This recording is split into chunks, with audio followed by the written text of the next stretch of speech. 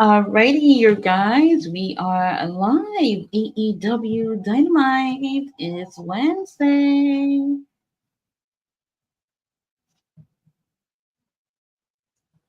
All right, let's see what we're starting off with. We got some goodies tonight that I'm so excited about.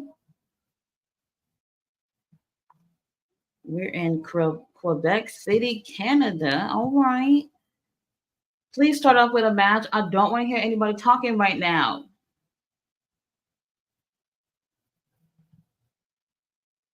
Yes. Okay. This is what we're starting off. Will Ospreay versus Shibata. Lord have mercy. I thought we was gonna go with Swerve and Takeshita first, which is interesting, but okay. Look at Will with his big ass robe on and everything. He could barely see with that hood on. Will said Osprey is my bruv. All right, Osprey stretching out a little bit before he get in that ring. Very interesting. Man, I mean, like I really feel like the outcome in terms of who's gonna win is so predictable, but this is gonna be so beautiful. Oh my god, I cannot wait. All right. Hey Robert, how are you?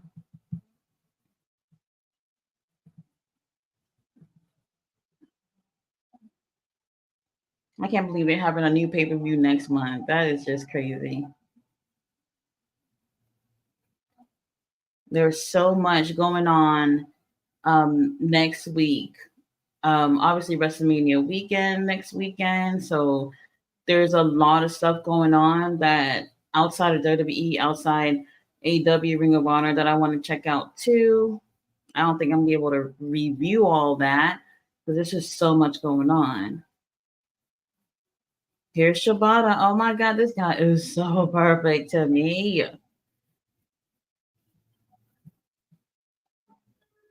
Yeah, so I'm gonna go live for Dynasty. I can't remember exactly what day it is, but I think it's a Sunday. I don't mind the Sunday pay-per-views. But for those of you who have the Honor Club for $9.99, you can watch the pay-per-view next week. So I will be going live for the Ring of Honor pay-per-view next Friday. I know a lot of y'all probably gonna be watching SmackDown. Actually, wait, I don't really know exactly the time that the pay-per-view starts. I think it starts at 7. Oh, they're ready to fight, and I am so ready to see them fight. Hey, Mr. All Days Off. I hope I don't look like I just woke up because I literally just woke up. I was hoping that I could manifest that time would go slower so I could take a longer nap, but that doesn't work.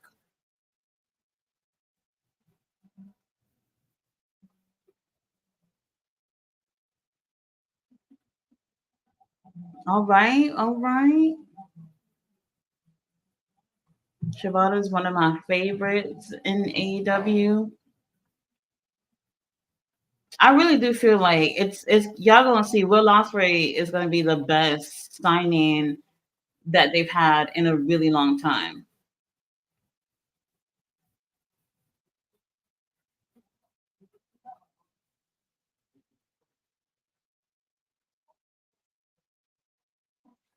All right. Will Ospreay already got his foot on the ropes. He's already gone against Shibata many years ago. Shibata killed him and they revived him and everything. So this is going to be really interesting to see how he does now. I don't know if he can find. So actually, I've seen the match before, and like a week ago, I saw it again on Twitter. Somebody posted the whole thing. I don't know if it's on Facebook though. I mean, not Facebook. YouTube. Osprey has definitely improved tremendously since that last time they were in the ring. So Shibata's getting a different Will Osprey tonight.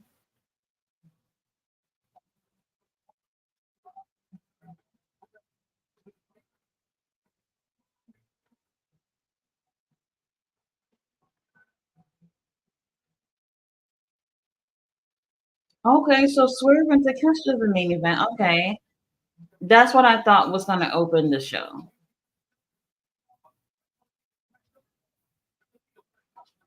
That's interesting. And Takesha needs this match because before the pay-per-view, they really wasn't doing anything with him. He needs this match. He's gonna have a great matchup with Swerve. Don't know who's gonna win, but we'll be able to see the best out of him instead of him being in the ring for like 2 minutes or not in the ring at all. Okay, he was going for the PK, but Will Ospreay ducked. He knows better.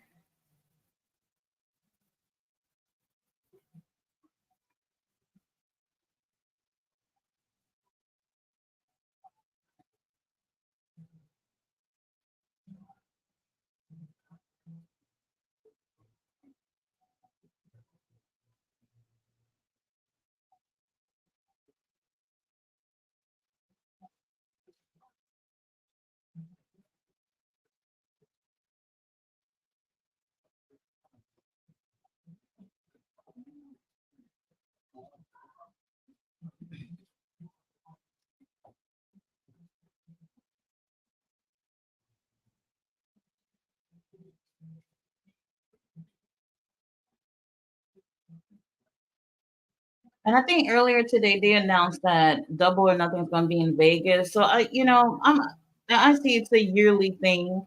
Um, I just feel like they're going to the same cities all the time, and I get it. They want to go where they know that they're going to sell tickets, but it's like they need to be covering some more areas in the U.S.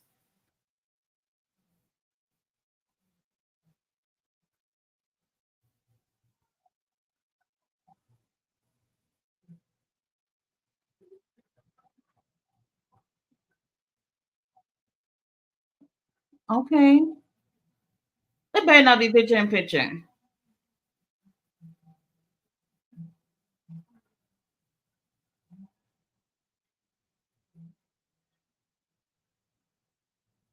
All right, no picture in picture. I'm okay with that.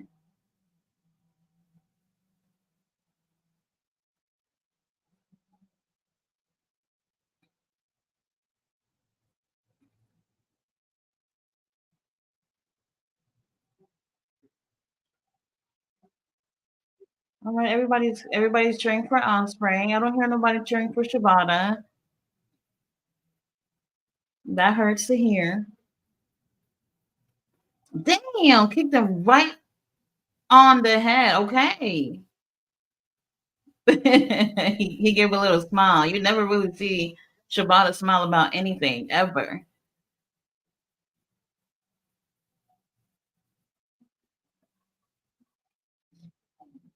I wonder if Shibata living in the U.S.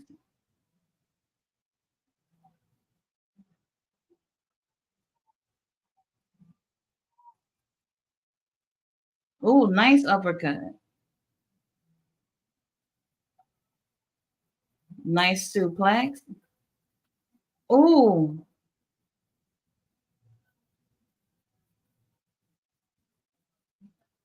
Mm-mm. All right, so Shibata's going in the ring. Well, get back in there and count.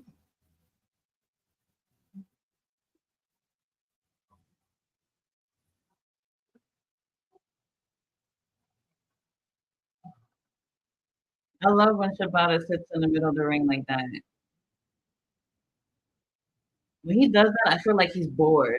For those of y'all that didn't see Dark Side of the Ring last night, it was really good. Really good. Very interesting.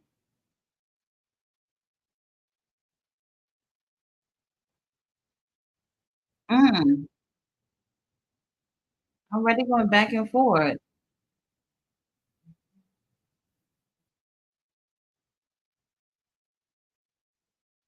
Ooh, they go to chops. Eddie Kingston ain't here tonight, but we getting a chop from somebody.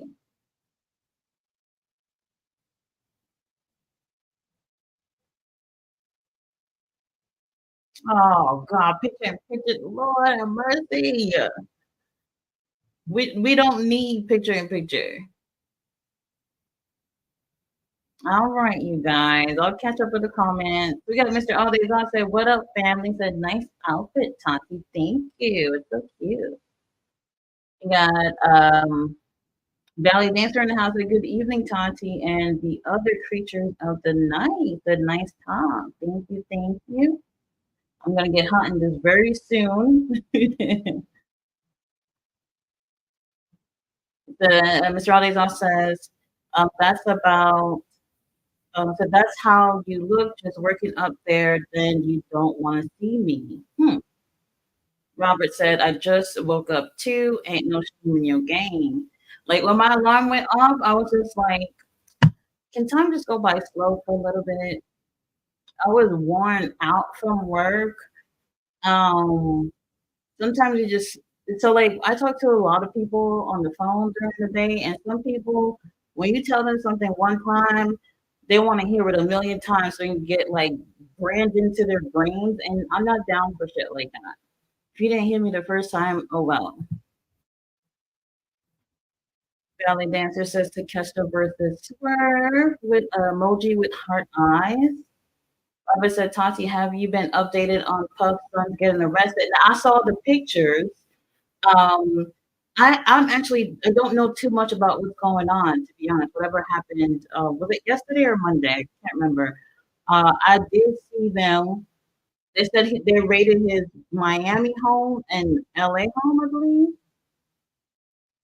and that I think they said that he sold most of his shares to an anonymous person, so he doesn't own a lot of the things that they thought he owned, which I'm not surprised about. They spent so long. Like, how long has it been since? At least the first time we heard it from Cassie, her suit was like what, December or something. He had plenty of time to do whatever he had to do. Because shame on Puff for letting his son take the fall. Absolutely. Mr. Aldezon said, Osprey, Okada, and Mercedes really woke AEW up for me. I really hope they don't ruin the momentum. Absolutely. Absolutely. I thought they made the right move by putting that title on Okada last week. They need to put him in storylines. I don't care if he speaks English or not. He needs to be in some storylines. He said, I was tired of seeing MJF carry the show. Well, that's the thing. Now that he's not here, don't know if and when he'll be back, but we'll get a chance to see other people at the top and see how things work. And if things don't work out, don't always look to point at the wrestlers. It's also going to show you that Tony Khan was really comfortable with having certain people on top. And I heard they hired someone, a new COO. I'm not gonna lie, I was surprised to see it was a black man. So let's see what happens with that.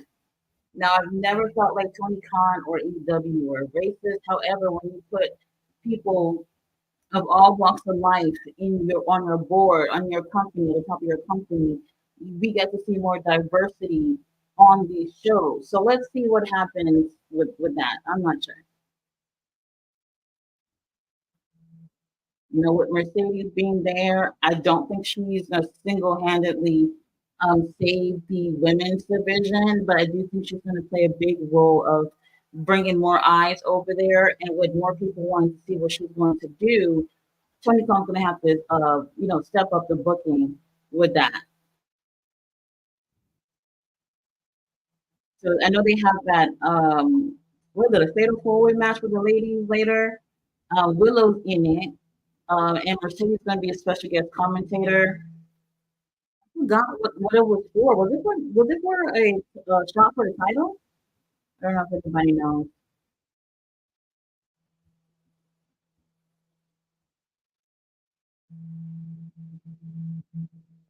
Mm-mm. I wish somebody would kick me in the face.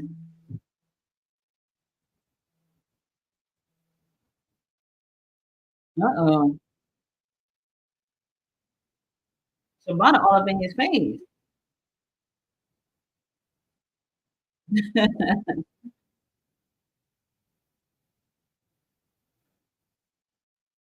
Shabana eat those. Well, damn. Mm.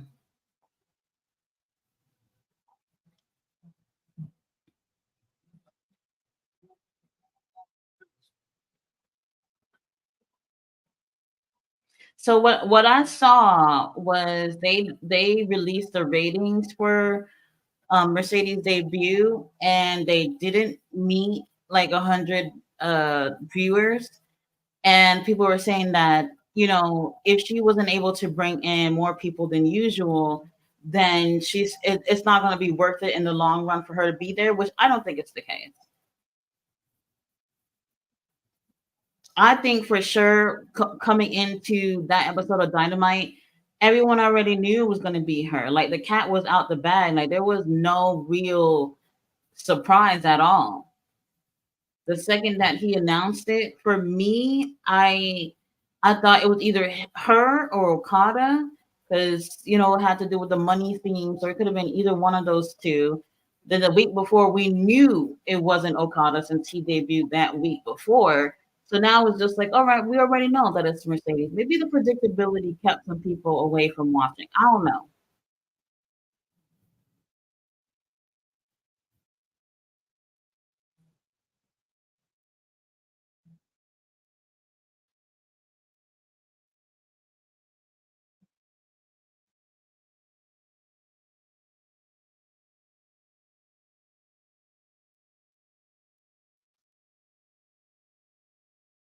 Mm,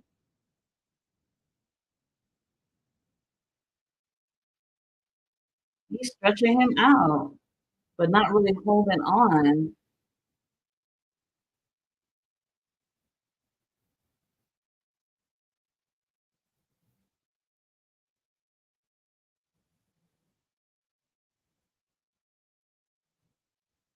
And they spent a lot of money on this new set for Dynamite and with a new look or whatever.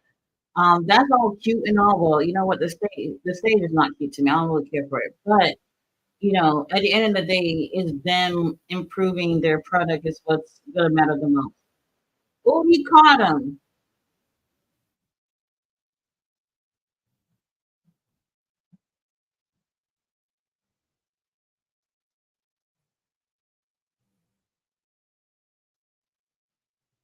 Will is dragging. You're right there, bro. Okay, he got it. He got the rope.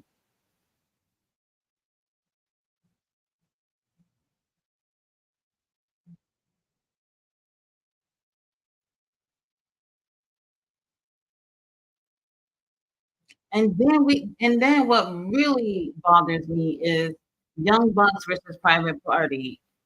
In my opinion, y'all know I don't really like the Young Bucks at all. But if I was booking, I would not put these people that are that we're so used to seeing winning take the win. Like Private Party is a young tag team. They're really great in the ring, very talented young guys. They need an opportunity. I don't want to see the Young Bucks make it to the finals with like FTR or whatever. Like these guys, it's always them.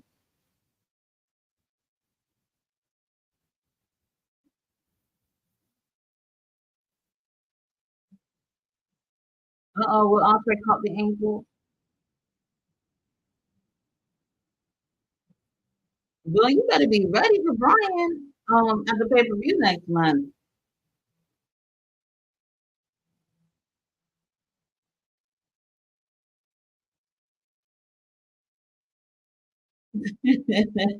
You will.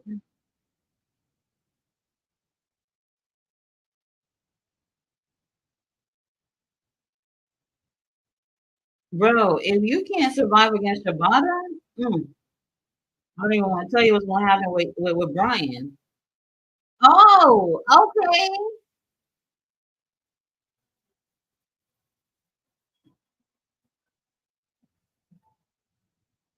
Hmm.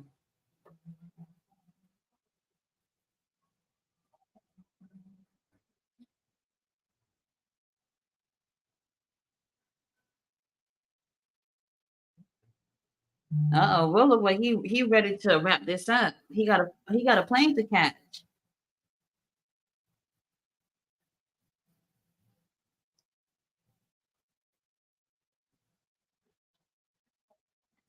Oh, did he hit the top of his head? Oh Lord.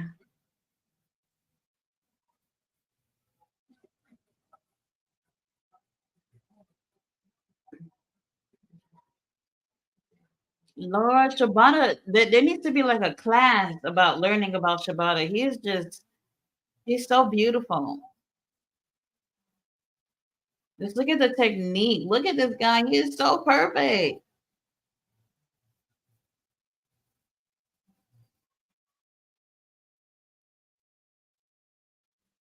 Ooh,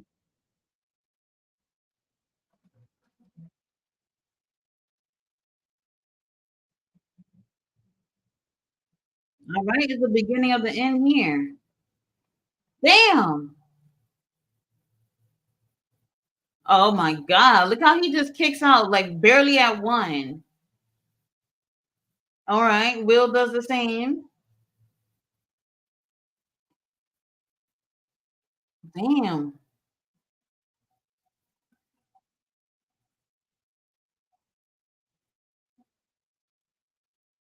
Oh Lord. You right to the ropes.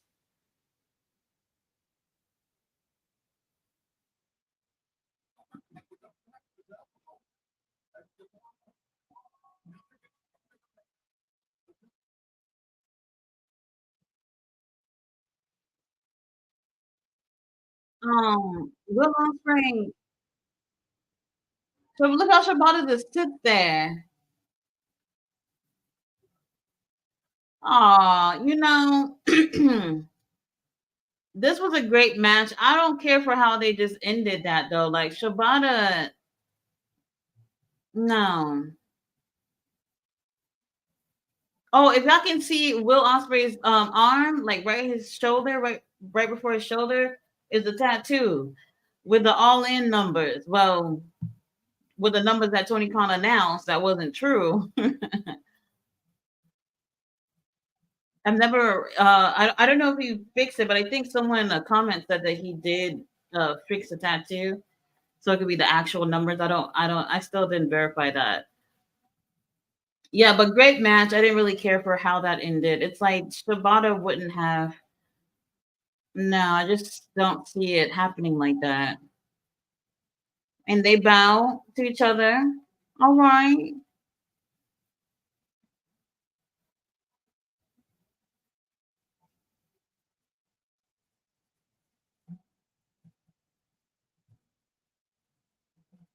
Okay, April 21st is the pay per view, and it's a Sunday. I'm cool with that. Oh, and now they're not using Bleacher Report anymore for the pay per views. Hmm. Y'all know how they took my money last time and didn't even have the stream working. So now you have to purchase AEW uh, pay per views through Triller TV. Oh, here's Brian.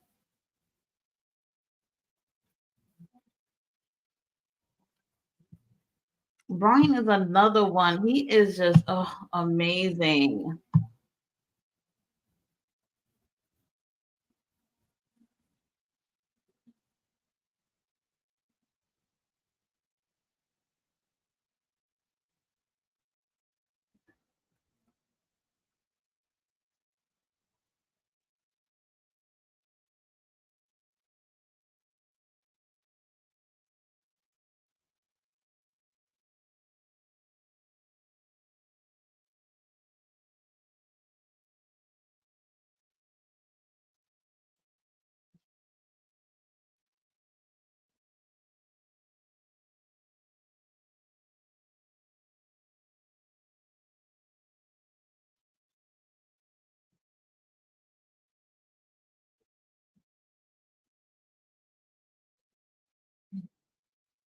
Is this Excalibur narrating this? Like, whose voice is this?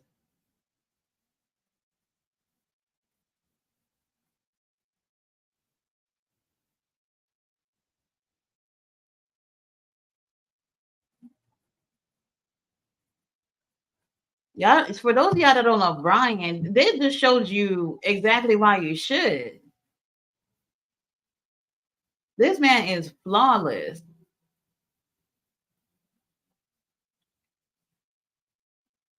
All right. I'm digging it. We need to see a nice video package for Will Ospreay too. They go to tag tournament. I am just so over it. Like I swear, I swear, my keyboard is put away, you guys, for when Private Party loses. So I'm not breaking this new keyboard like how I messed up the other one.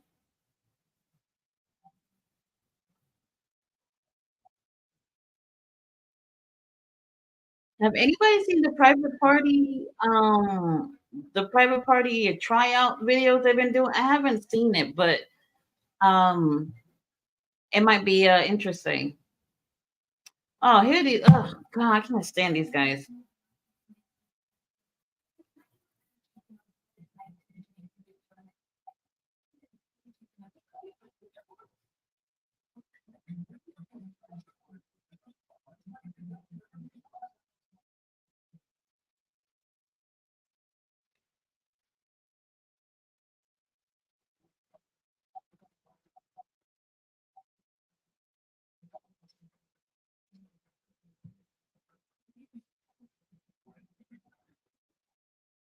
Well, they couldn't do that.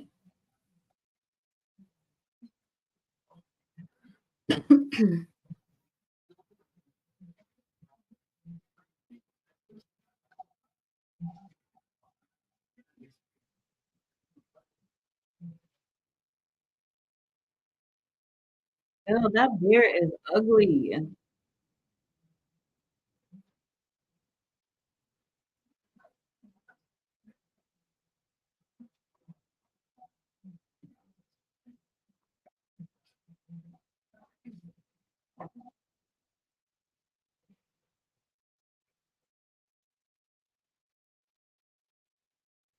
Please, I do not want to see them win, like for real.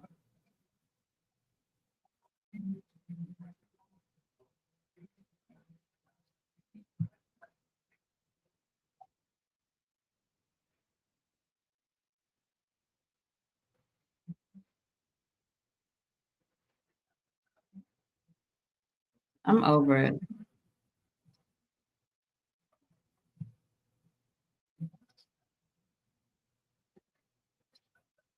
She don't want to smile because she's next to y'all dumb idiots.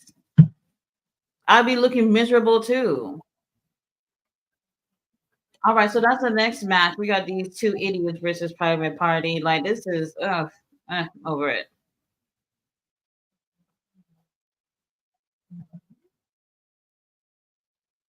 But Godzilla.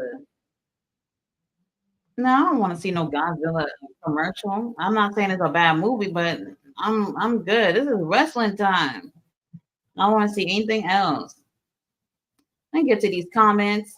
Ballet says Tony D. Khan better keep his momentum going at Mr. Aldazov. Belly Dancer says, I agree, Tati. Let's go, Will Pants in the Socks Osprey. Y'all not gonna let that go, right? I've never seen anybody do something like that before. I mean, I've probably seen it, but this it's not fashion at all. Ballet says picture in picture. Mr. Aldazon said, yeah, I saw Brutus the Barber Beefcake's Dark Side of the Ring last night. 7.5 out of 10. Hmm. Wonder why you say that. I enjoyed it. I really did. And for those of you who wants to watch, I did do a review on that last night. Go check it out. He said I won't spoil it, but it was one of the better ones to me. So what people have been saying is that the season hasn't been dark enough. I don't know how dark people are looking for it to get. I know they covered a lot of the dark stories in pro wrestling already. But some things are just not going to be as extreme as other stories, But it was still a pretty great episode. I think they do a good job with putting everything together. My only complaint is that the show is an hour long and there's just not enough time to cover everything that people might want to hear. That's my only thing. Robert said for a ballet, your first assignment gonna be dead celebrity status while I sleep. Erica hurts like and dancing on the sun. We fall back to 88 and Rockstar. Ballet says, I want to know the real deal between Brutus, Hulk, and his wife. Something strange is going on. I absolutely agree. I feel like they're not saying something. They're not saying something, and And it's the same reason too. I think Hulk is not saying anything specifically about that too. I think because they've been friends for so long. Like if Hulk really wanted to go into details about their falling out, he would have did it. But it might be something to the point where it could, I don't want to say ruin his legacy, but it probably is something pretty bad. But definitely they didn't give us all the details on that. We got Mike in the house that, hey y'all, I'm a little late turning in to see one of my favorite wrestlers kick the crap out of bruv, but I'm here. Shibata's one of my faves too. Robert said prayers for Swerve for the gold. Ballet says good to see you, Mike. Mr. Aldazal said, what's up, Mike? Hope all is well. He said Willow versus Anna Jay, Sky Blue, and Chris Statlander. I feel like it's so random that Anna Jay is in this. We haven't seen her in so long. She showed up on Ring of Honor on Thursday, and then she's here. But here's Okada coming in that Ferrari.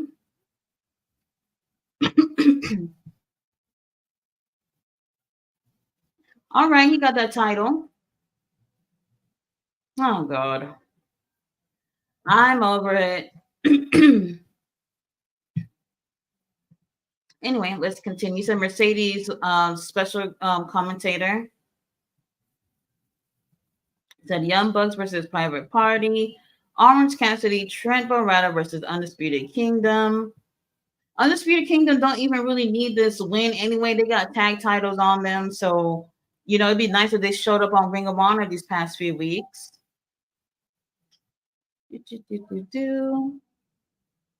Mike says, ballet all days off, robbers. Good to see y'all. We're figuratively speaking. LOL. Ballet said, is this related to Pastor Erica Goodman? Who's that? Okay, so you got a few more other people asking who that is. Oh, he's talking about let's see. He said we got 2 black matches tonight. It's looking like we go 1-1 in the rankings, unless you count Willow as black. Then it might be 1 and 2. Willow's gonna win that. Private Party's not gonna win. And then we got Swerve. Swerve, I think, is gonna win that match. Was it for something though? Nothing was. This wasn't to go against Samoa Joe, right? That I'm not 100% sure, but we'll see. Bella says the young buck teeth. Oh god. Mike says who wouldn't consider Willow as being black? Somebody did a whole video the other day, like I think it was like 2 hours or whatever, about how people need to stop acting like The Rock isn't black. And it's very interesting. That's a very interesting topic. I have never looked at him like he isn't, I still believe that if you're mixed race, it doesn't not make you black. Like, I don't see how that doesn't make you black. Like, if you're part of something, you're still part of something. You know what I mean? So a lot of people don't count it, but a lot of reason why people don't necessarily throw The Rock into being a black man is because he's always, with his career, has used him being Samoan. And I totally get that. It's always been the Samoan side to get all the shine and glory and the storylines and how they presented The Rock, rather than him being a black man. So for that reason, a lot of people kind of feel like, well, he doesn't seem to claim to want to be a black man. It's all about being a Samoan man. So they seem to not want to fit him in that bubble of being a black man. So I can understand where people get that from, I guess. But we got Private Party. This is wild. They gonna take the L with the young buck. I'm just, like I said, I put my new keyboard away. I'm not breaking this one, especially when we know what's gonna happen. And that's why I'm saying, when it comes to why they're not able to make 1 million views on their best show, which is supposed to be Dynamite, it's because they give you the same shit all the time. People don't want to see the Young Bucks winning.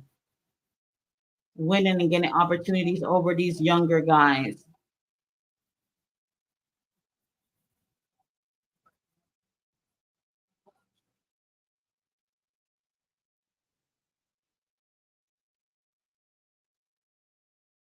Hmm.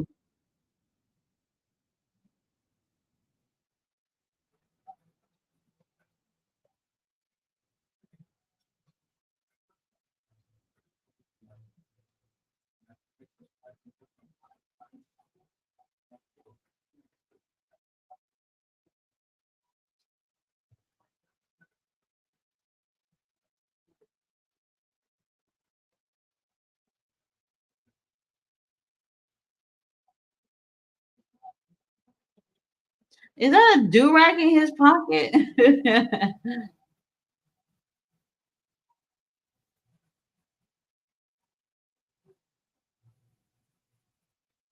I remember my daughter having to talk with me about the do rag. She was like, "Mom, no more. I don't want to wear this anymore." And I get it because like she would fall asleep in the middle of the night. I'm fixing it in her head, fixing it back on her head or whatever. Like they slip off. It's really, in my opinion, I think it depends on the hair type. Well, when it comes to do-rag, but I was kind of devastated when she told me. So I started buying bonnets for her, and they're more effective because they actually stay on. Damn, planted his head onto the ground. Ooh, damn, kick to the face.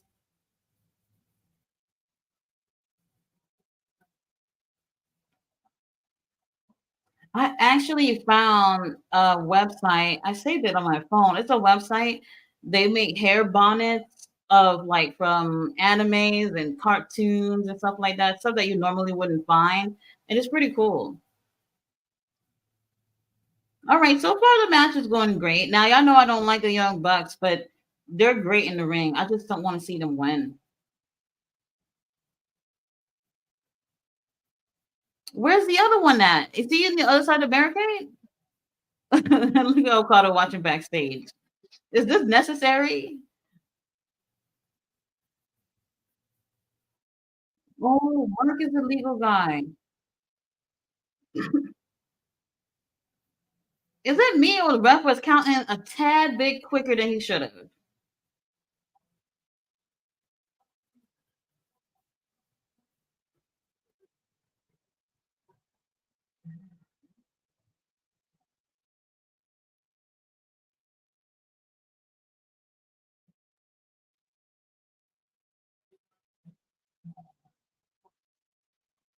Hmm.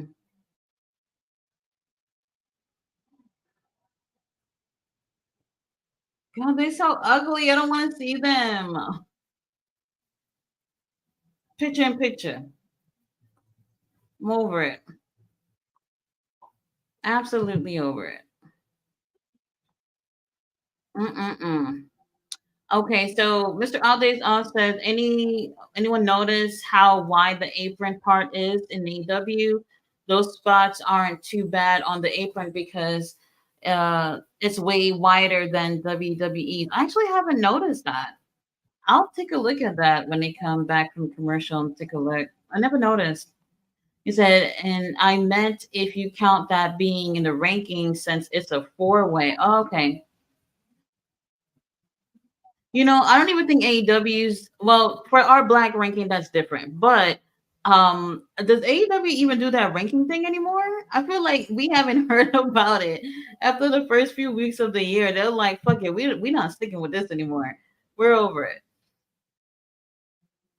Yeah, so Mr. Aldazon said Triller. So right, so now they're not using what's the name Bleacher Report anymore. After that last one, so many people ended up not being able to see it through them, and I was ready to fight somebody for my whole amount of money back, while they offered me only half of it back, and I'm just like, hey, you didn't even give me half a service. Why should I only take half my money back? So I don't know about other people and if they were able to get their money back. But yeah, Bleacher Report, good riddance. We good. We're good. But you guys already know it's gonna be the same price, $50 for the pay-per-view. So 20 con at some point, get your shit together. We're overpaying that amount of money for pay-per-views. Do, do, do, do. Mr. All Days off said Ring of Honor days. Uh, said Robert, I will watch the video for it if these walls could talk. Oh, I like that song. He said he looks like a big old banana. Mr. All Days off said that's pretty accurate. The Renee looks cute tonight. She always look cute. Now she's had some questionable outfits, but I'm just like, girl, where's your team? Where's your glam squad or whoever they are to tell you not to wear that? Other than that, she's always pleasant on camera. Tried not to really get into stories and stuff like that, and I like that. For the most part, she does it. You said, oh, you went off last time, Tati. What was it? It was something with Cody Rhodes, wasn't it? Where I got upset about. I don't even remember. I'm pretty sure it was Cody Rhodes. I'm sure. And speaking of Cody Rhodes, The Rock has just been um embarrassing him. Part of me makes me feel like he's taking all this embarrassment, and then by WrestleMania is when I'm really gonna start feeling feeling a lot of disappointment because he's gonna, I don't know, win or whatever. I don't know what the situation is gonna be at WrestleMania, but I know a lot of people feel a lot of confidence in terms of it being a better show this year. A lot of people who are not into wrestling right now are sort of into what's going on going into WrestleMania because of The Rock and CM Punk and all these guys or whatever. And I'm not gonna lie, that promo on Monday with Drew and CM Punk, that shit almost made me fall asleep. I know some of you are not going to agree, but I was just sitting there like, okay, I'm not sports entertained, but I did turn off the TV after that. I won't even lie. Look how talented Private Party is. This is a shame.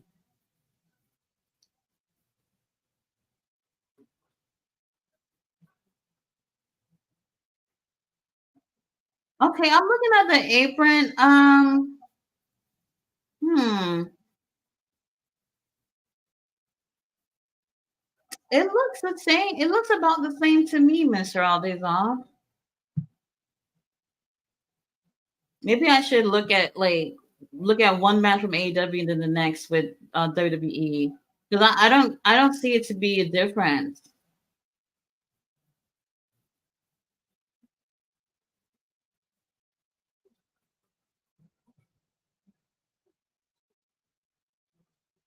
Okay, I hear that Private Party chance. I hear it.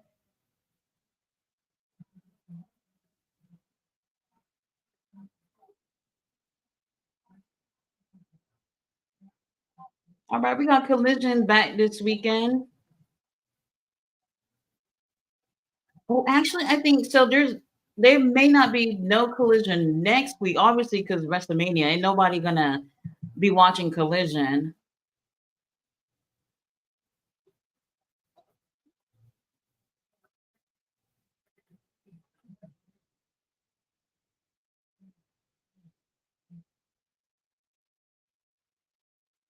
Mm-mm-mm.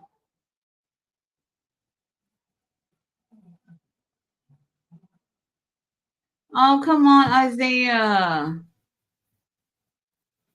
Oh, thank you, Mark.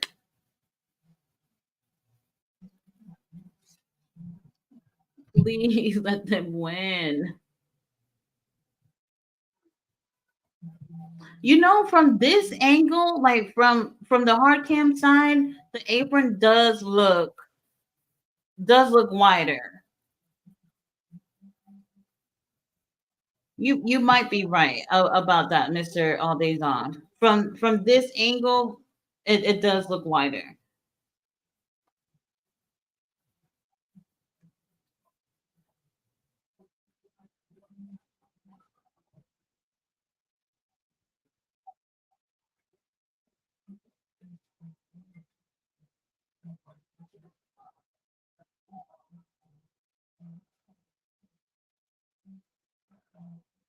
What they saying? He fucked up.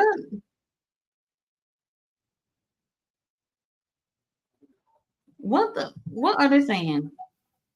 Oh my gosh, he hit his head on the ropes before he hit the apron. Lord have mercy.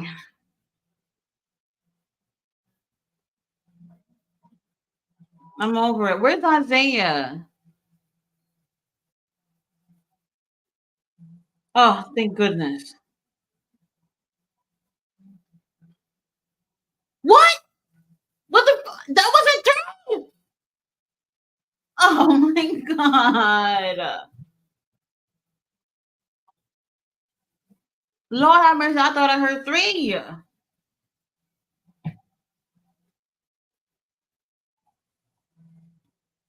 Oh.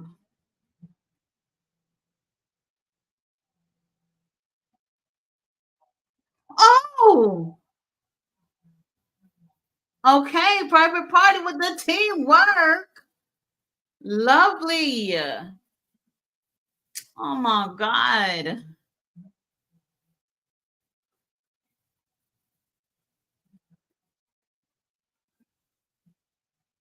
1, 2, 3. Y'all gonna let this other idiot get in? Oh my god. I don't need to get my pressure up about this. So if everybody know how it's going to end.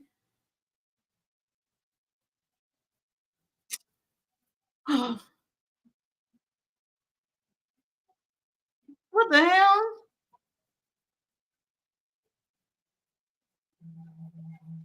All right.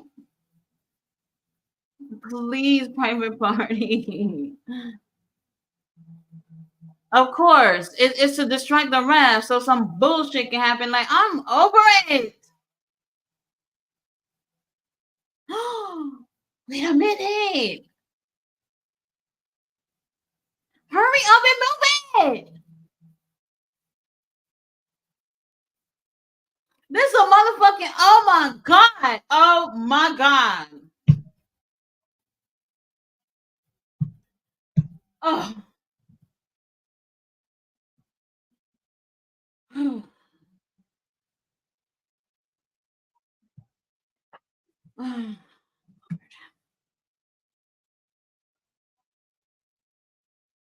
Just when I had hope for a second, for a quick second, I had hope.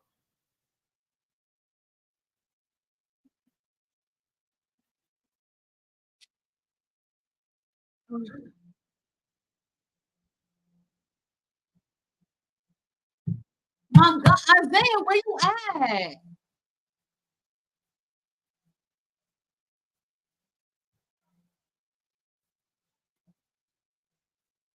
What?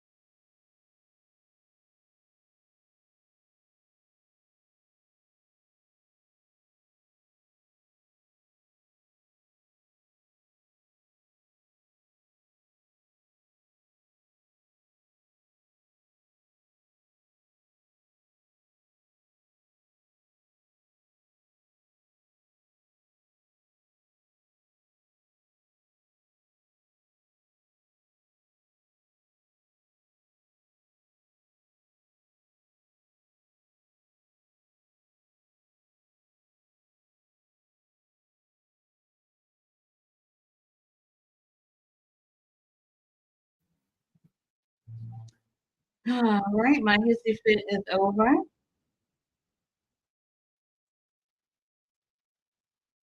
Look at Takeshita. My God.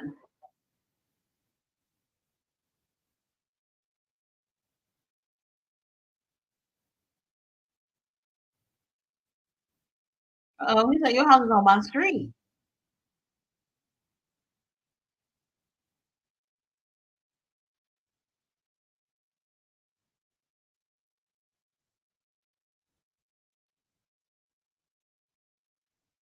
Oh, so it's okay. Whoever wins is the number one contender for the world title. Okay. All right. Somebody pulling up to the building. Who's that?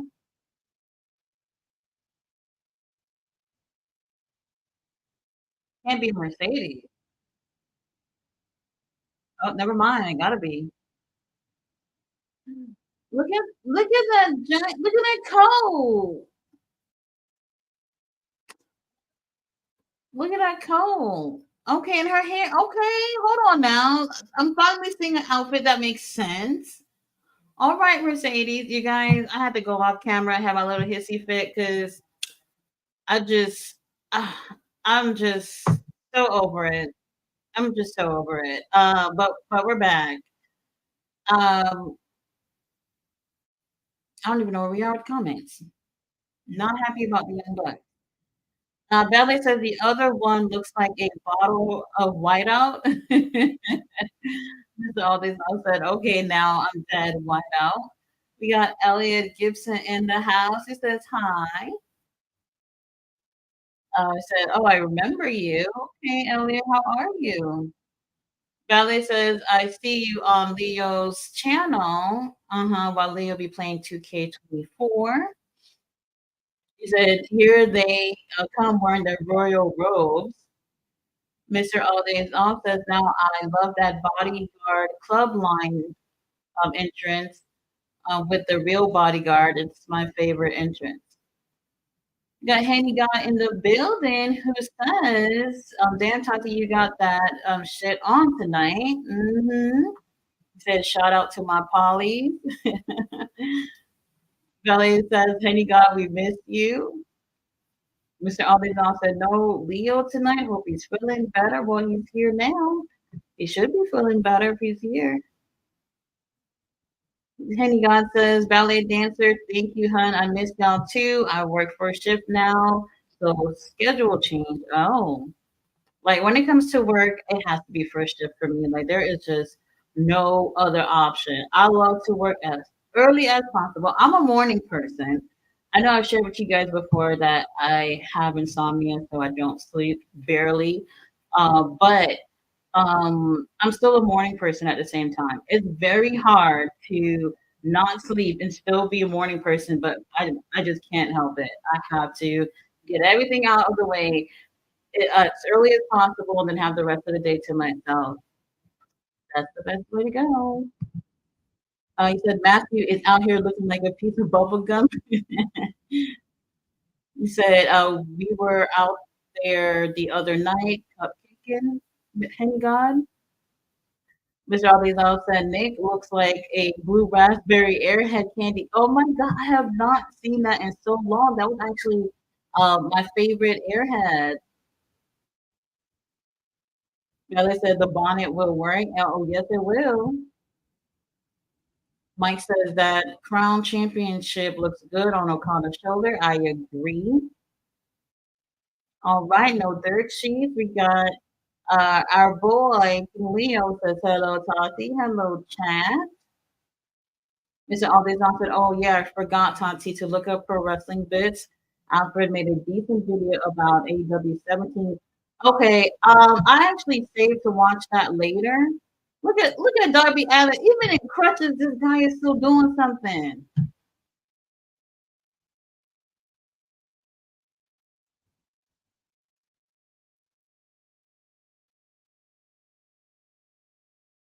Was that Tony Khan?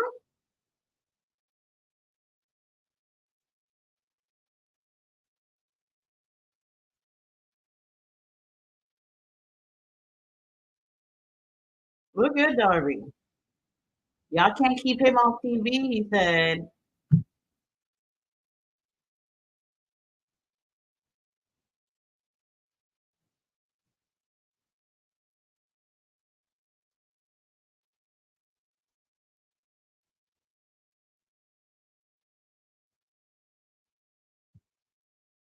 Darby, are we supposed to feel bad for you that you can't climb Mount Everest? No one wanted you to do that. Get well with your broken foot or whatever, but that probably saved your life. Man, I never wanted to skate, but when I was like 14, 15, my uncle had got us a dog. It was a chow chow. Y'all know what chow chow breed. They're big, furry, big dogs with the black tongues. For whatever reason, they're considered dangerous dogs, just like pit bulls. Oh, hold on. You know what? Oh, Chris Jericho and Hook.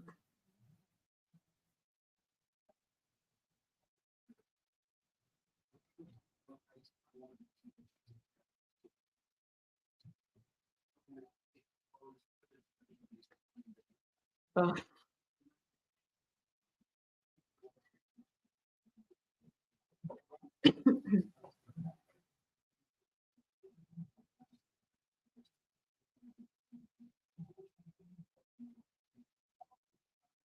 get to the point, Chris.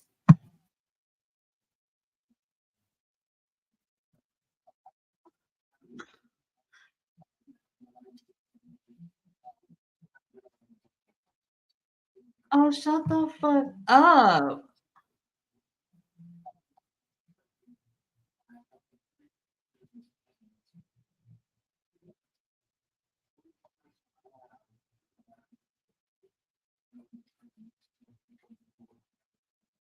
This is a joke, right? Advice. Um,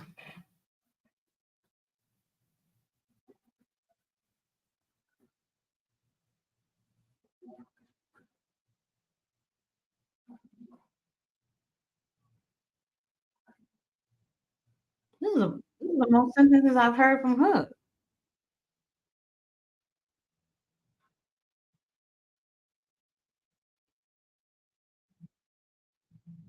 Let's get what? Get these idiots off my TV. So yes, I had a chow chow, and the chow chow name was Licorice because of obviously the black tongue. Here come Mercedes coming out, and after a few weeks, Licorice learned how to skateboard. Well, I guess. Obviously couldn't do tricks, but she'd stay on the skateboard and know when to put her foot down so she keep moving and moving. It was just the cutest thing. And everybody thought that our dog was just so, so amazing for knowing how to skateboard. And then my mom, every day she was just tripping about how, oh, the dog looks so scary. I can't believe we have a demon dog. And all this stuff. My mom was used to be super, super dramatic. And she ended up giving the dog back to my uncle. Man, I swore I was never gonna forgive her. Here comes Willow. Willow coming out first. But yeah, I love dogs. I want a dog right now. Um, but just don't have time for it right now. But at some point, definitely get me like when I'm on Instagram, it's nothing but watching wrestling stuff and stuff about puppies because I just want a dog so much. Look at Willow. Okay, hold on now. Mercedes, she's doing it with that hair. But in all fairness, my mom wasn't like crazy because like she preferred to nibble at my mom's ankles more than everyone else's for whatever reason. So I get it, but my mom was a bird person. Oh my god, like she had birds. And let me tell you something. Birds are probably the most annoying pets to have in terms of the amount of noise that they make. They're always chirping and I think the most that my mom had at one point was three, maybe four, I'm not 100%. But my mom had got these doves one time, and like doves are so pretty. And she got it, and she kept them both on one in one cage because she didn't really think to get one when she got the birds. So she's like, okay, tomorrow I'm gonna go to the pet store and get another cage. And I kid you not, the other bird, one of the birds pecked the other bird's chest to death. So we didn't even have that bird for like 12 hours, you guys, before the other one killed it. Crazy. Hey, Chris Statlander. But yeah, never. I would never get a bird. Like they chirp so much that the longer you have them, the more you don't hear the chirping. But they're chirping. Trust me. You just kind of block it out at some point. Your sky blue. I'm not gonna lie to y'all. That match, the street fight was the best that I felt like I've seen Sky Blue. Like I felt like she really stepped it up, and we got the chance to see a different side of her, and I really appreciated that. However, all these L's that she's been taking, it's just it's not it's not a good look for her right now. Oh wait, this is for the TBS title, right? The person who wins gets to be the number one contender. If that's the case, then Anna J being here is random as hell. Sky Blue, not really random, but I don't know if anybody actually want to see her go against what's her name? Julia.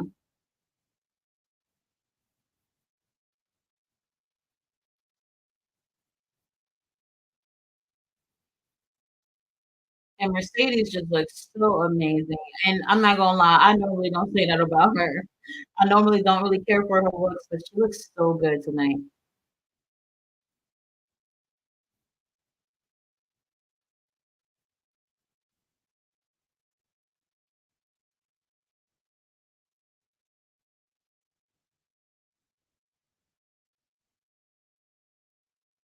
11 months ago, damn. Doesn't feel like it was that long.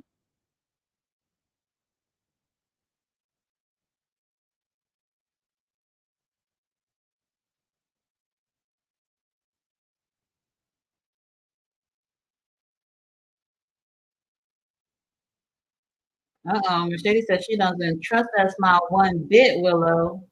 So you're not fooling her.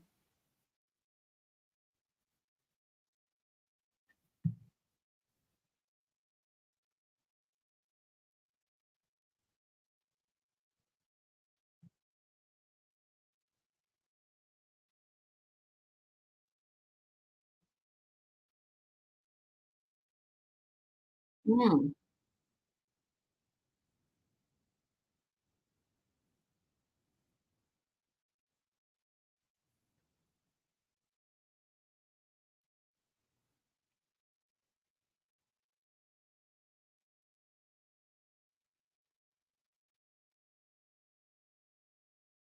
Look at Chris. Look at Stoli.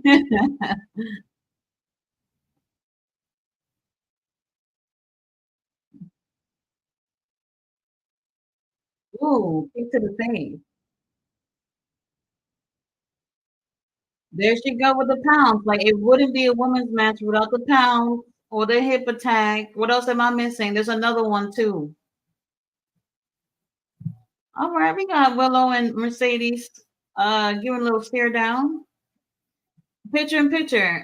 First of all, those glasses, I wouldn't wear them for sure, but they're cute too.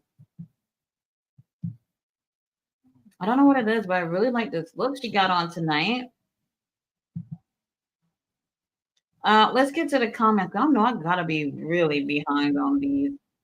Um, Valley says, "I know you were on the phone with your lady, Henny God." Mr. Aldi's also says YouTube Pro Wrestling bits. Yeah, I got that.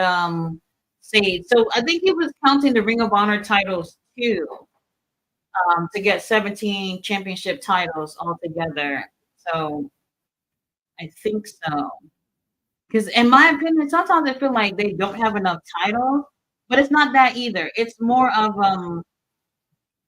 they they just keep giving the same people the same opportunities with these titles, or they're just keeping them a lot longer on certain people, so it doesn't feel like there's that many titles to go around within AEW.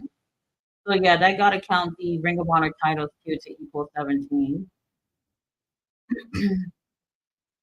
Let's see. King Leo says, "Yes, I'm late. This cold got me sleepy." Valley said, "Are you taking your medicine, King Leo?" King Leo said, "Yes, I am on the Theraflu twin pack. That's what I go to, the Theraflu. Theraflu, NyQuil, DayQuil, is my go-to if I have a cold." Let's see. Penny God says, "I follow him. That's my guy, Mr. All Days Off." Mr. All Days Off said, "Leo gonna be at WrestleMania 46. It will be his flu game." He said, "Yeah, the truth. Yeah, he's the truth when it goes in on Tony Triple H. Says a few inches wider and thicker than AEW's apron. As a woman, you know, just a few more inches is always better." Pause. Big pause, huh? Let's see.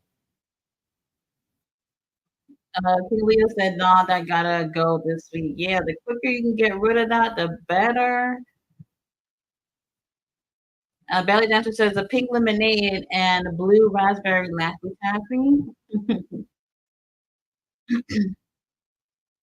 Mr. All Days Off said he slipped botch. That's what I was saying. Like I was looking at that, I was like, they're gonna lose to him right when he made a mistake too in the ring. And oh man, not happy about that. Kimia said Zay was the real legal man, really. Mr. All Days Off says 0-1. Hmm.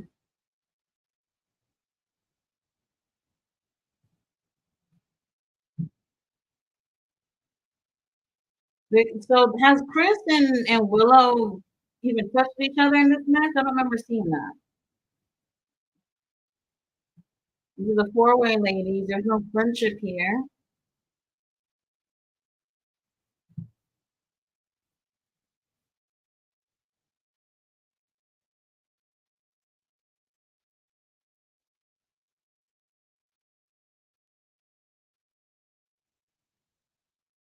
Nope. Slowly is not happy.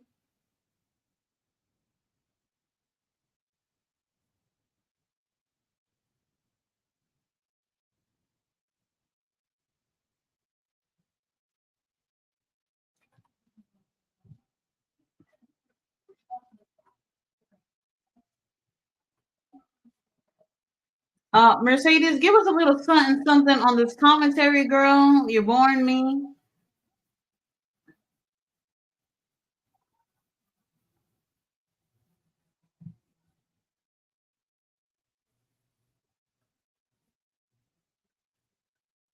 That's Sky trying to live Willow? I don't think so.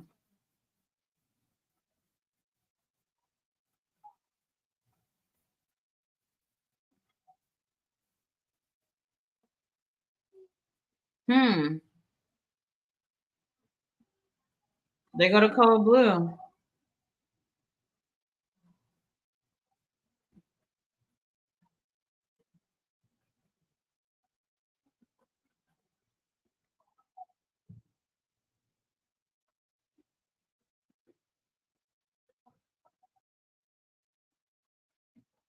I'm not even worried about Anna Jay. She not winning this. They just needed a fourth person in this.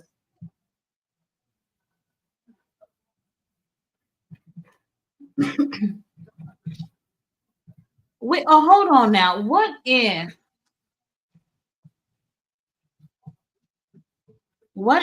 Willow wins and and she goes against uh what's the name of the TBS title? And what if she won it and then that's what from there they have the feud with Willow and Mercedes pick up. I don't know, we'll see. I could be wrong about that. But Stokely is absolutely hilarious. Sky, what the hell are you doing?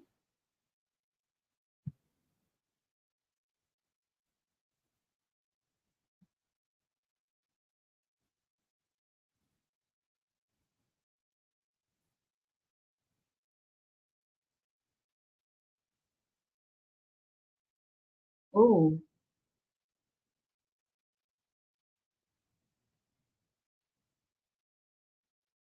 what is Willow doing right now?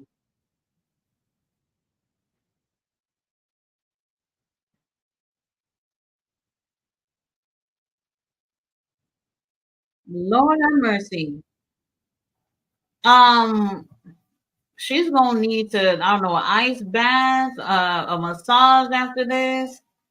Sky Blue, girl,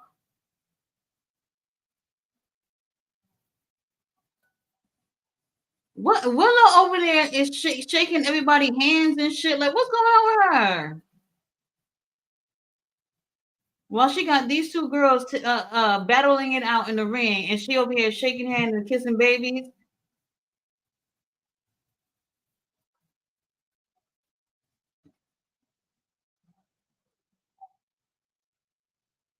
This, I'm like I'm not. This is no reason for my pressure to go up, but this is what I'm talking about as to why people don't really want to watch the show. Okay, well, I didn't see this coming.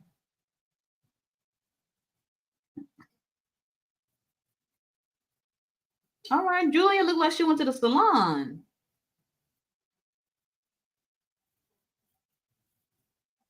Uh oh, she looking at Mercedes.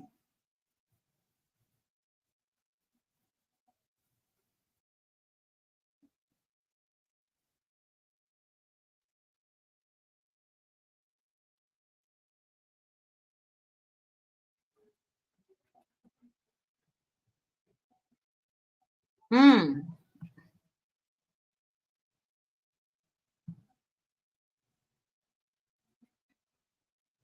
All right.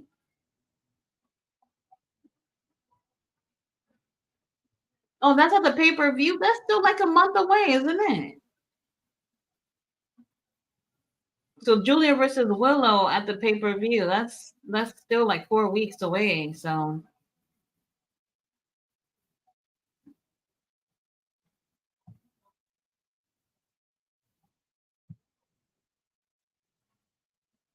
very interesting. Exactly what you thought was going to happen is exactly what happened.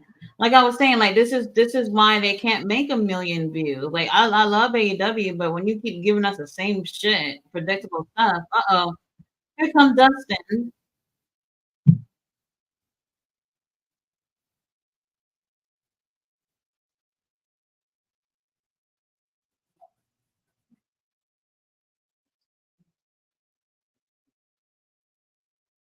Yeah, what's next for you?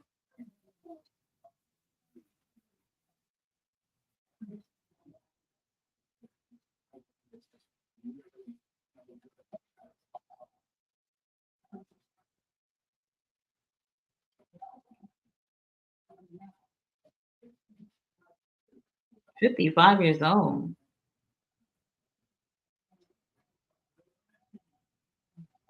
Oh, the butcher.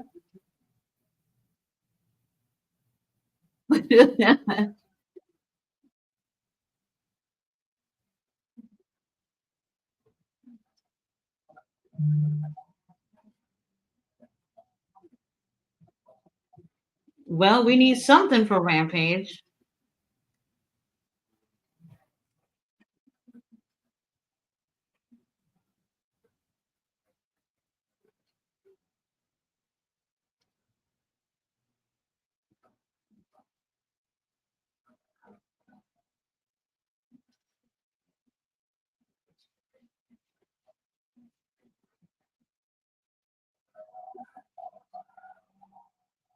All right. Well, we needed something for Rampage, and there we go. We got it. We got it. Whatever.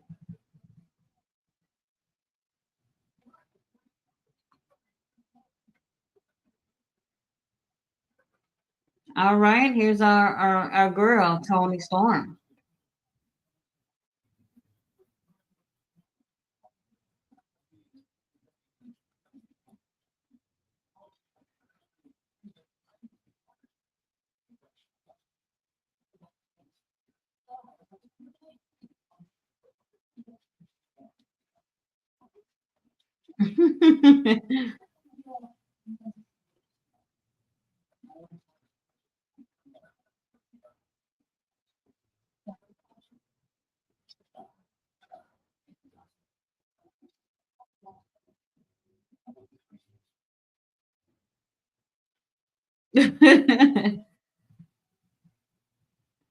Oh my God, Tony is a trip.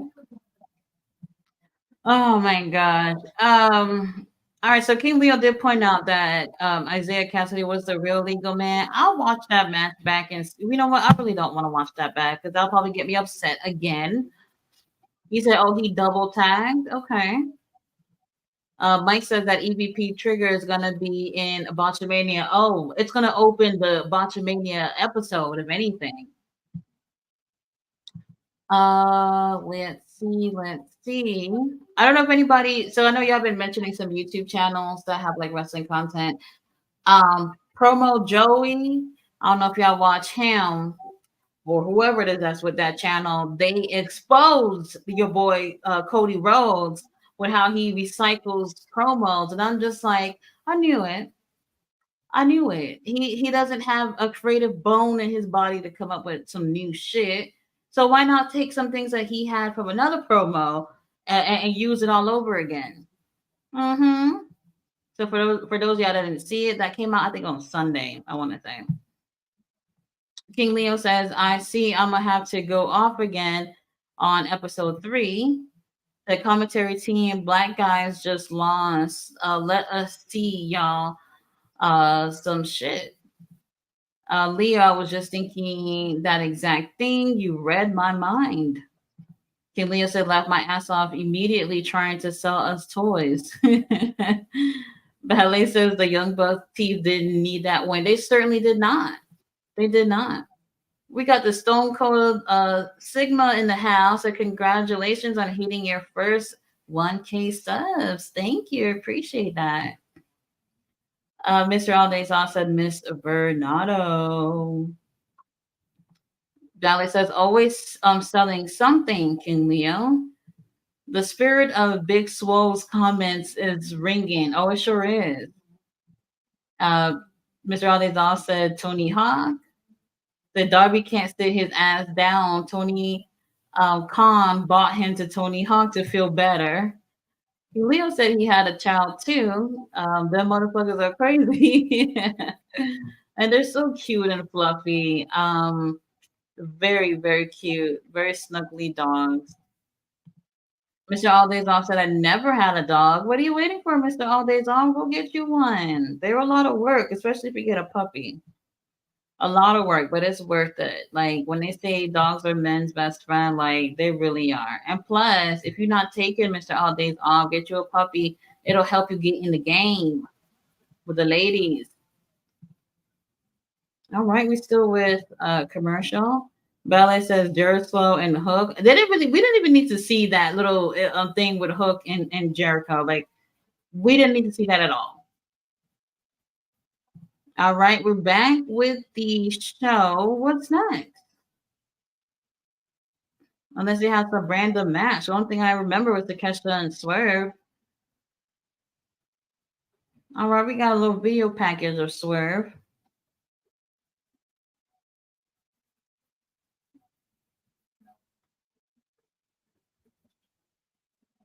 Dang, I really like both of them. You know, I'm gonna be real. Like, hold on, wait, let me hear what you had to say.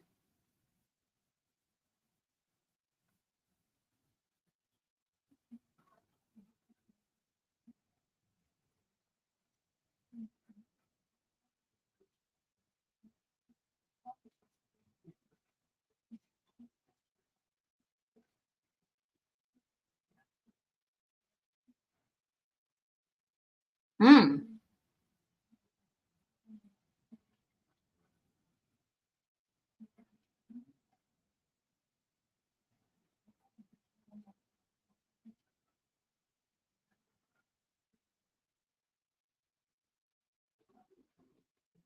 Okay. Uh, well, obviously. So why didn't they? You know, I understand Uncle Don doing the talking for Takeshita, but once again, we're not hearing nothing from him for his video. But we'll see what happens in the main event. Oh yeah, so this is another like qualifying match or whatever for the tag titles. Orange Cassidy, I'm so annoyed. Chuck Taylor, useless ass, coming out once again. Don't know how he's injured or whatever. Trent Beretta, take that shirt off. Wait, what did the shirt say? And the jacket say something too. Look at these idiots putting their thumbs up in the crowd. Ugh. I don't even remember who they were going against, but okay, they got like matching jackets or whatever.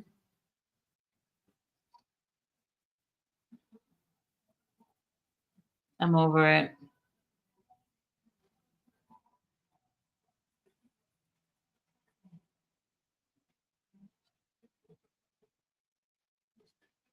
Oh yeah, Undisputed Kingdom. Okay, that's who they're going up again. Yeah, they don't need the win. Like, why did y'all put somebody else in this tournament? And it really doesn't matter. Oh, okay, Roderick title got to be underneath. I was about to say. What do y'all think about the title? Y'all think they look huge? Well, I'm looking at. Well, maybe. Oh, wait a minute. While we talking about Roderick Strong, there was a picture. Oh my god, there was a picture of Adam Cole. I think when he was in NXT. I'm not 100% sure, but I know it's not him in AEW. Of his scrawny ass. Now he's still scrawny right now, and they've been getting at him for like about a week now about how scrawny he is and how he needs to go to the gym. How Bianca Belair has more muscle than him, and comparing him to all types of people who are in better shape. I've always thought that Adam Cole has one of the worst physiques in pro wrestling. Like real talk, like for a guy of his size, he can look so much better. Like he really could, and I feel like he don't really put work into how he looks in terms of. I don't know. I don't know how to describe it, but I've always thought that he has a horrible physique. And not much has changed. If that picture was from NXT, which I think it is, nothing's really changed. And with his foot broken or whatever, like he's not getting no reps in for sure.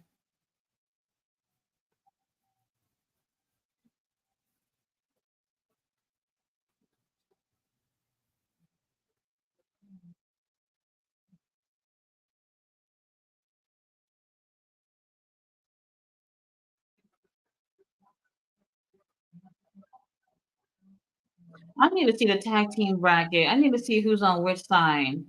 Is Orange Cassidy team on the same side as the young bucks or no?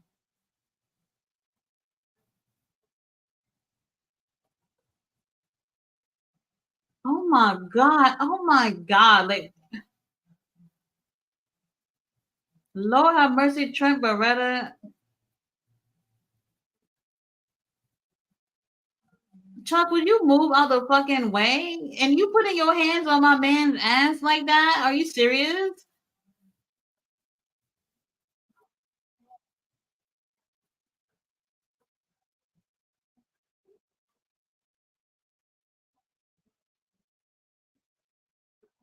Oh, we getting. Oh my god! Big Bill Ricky song for the top flight. Oh, look how they fucked up the thing with us. Yo, this is not good. Not good. Oh Lord. I did not know it was gonna come to this.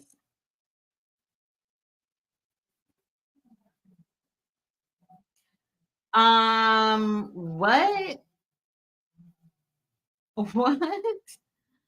This is what I was saying. Like, if for anybody who was paying attention to the the Ring of Honor women's TV title tournament, the person who put that together probably put names in a fucking bowl and pulled things out and came up with that bracket. And for this right here, Big Bill, Ricky Starks versus Top Flight. Oh God.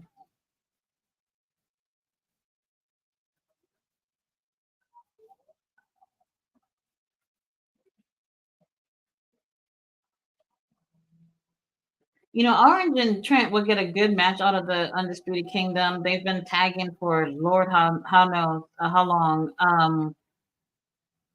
Oh wait, the pile driver on the apron, Lord. Oh my God, y'all better be careful with Trent Beretta. He was out for the longest with a neck injury. Picture in picture. What's new? What the hell is new? Um, I need to see the bracket. I'm very concerned right now.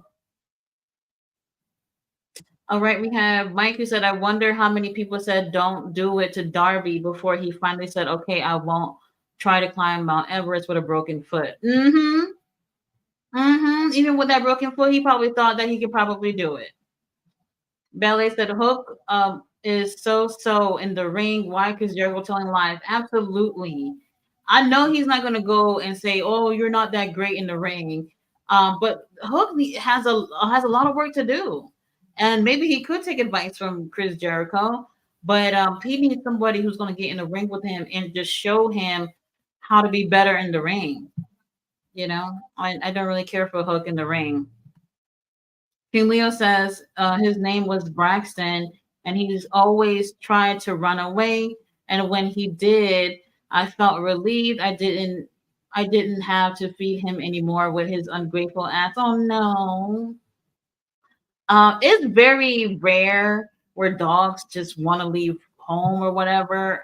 It's more cats that like to be like, bitch, I'll be back when I'm hungry and need shelter.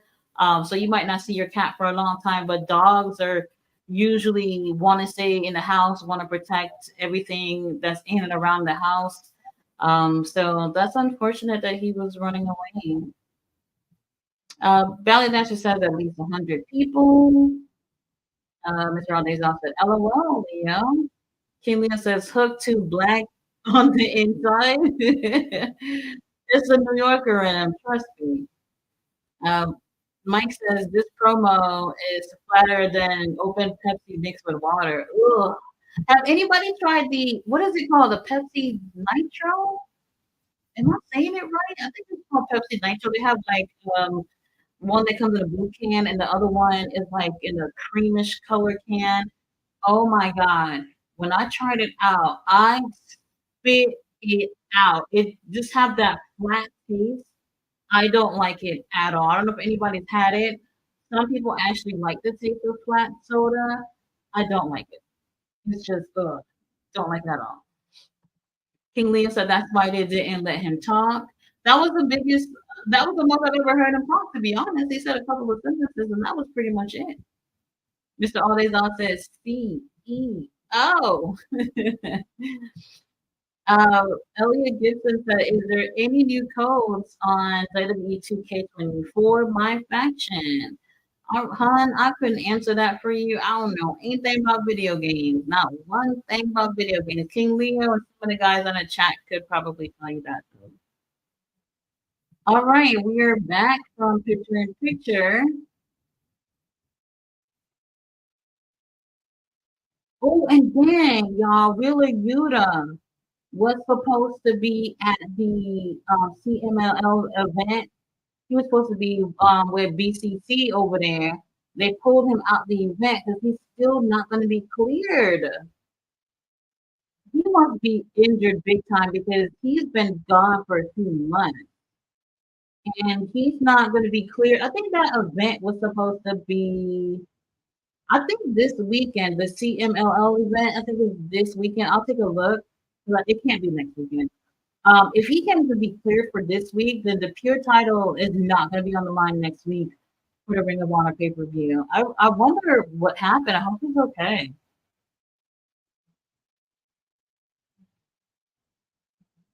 They want Orange Cassidy being invincible again.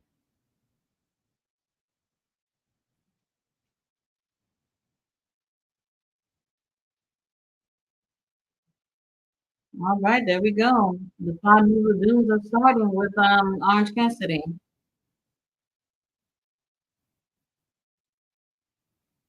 Oh, shut up, Shabani. It's gonna be the same people that always win.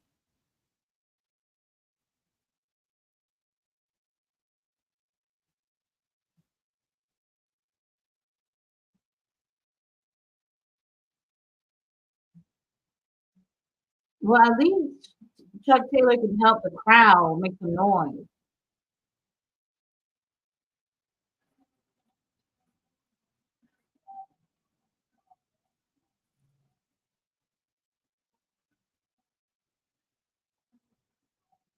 Hmm.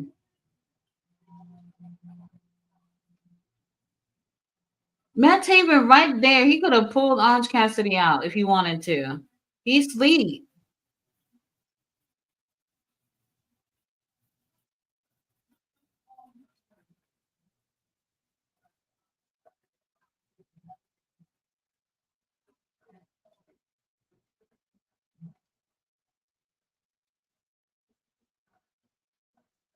Didn't Roderick come out with him? Where he at?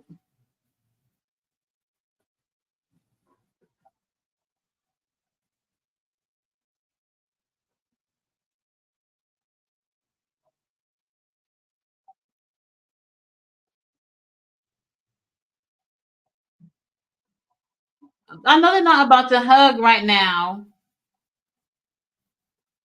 Oh, Roderick blocked it. Yeah, beat his ass for me. Like, come on, Chuck Taylor is just so useless. Oh God,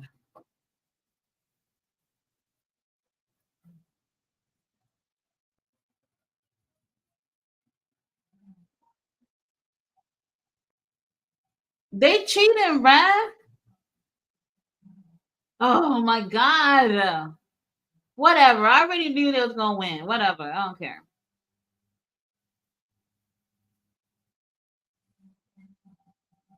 Whatever. I'm bored, Tony Khan.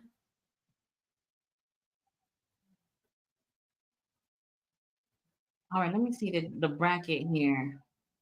Oh, best friends and young bucks are in the same side of the bracket. You know, these young bucks, Orange Cassidy, the people I can't stand the most. How do I even choose which one I would want to win? Like, um, if I mean the Young Bucks, I can't stand them, but I would rather go with Orange and Trent Beretta because Trent Beretta hasn't had any titles since I guess he became a wrestler. I would say that's the only reason why I would choose that team. But honestly, I don't want to see Orange Cassidy with no title. Look at these motherfuckers about to hug. This is wrestling. We don't hug.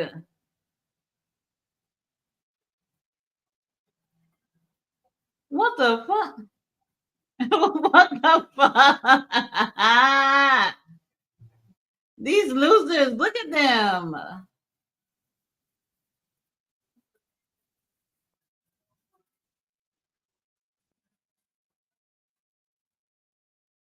What the fuck?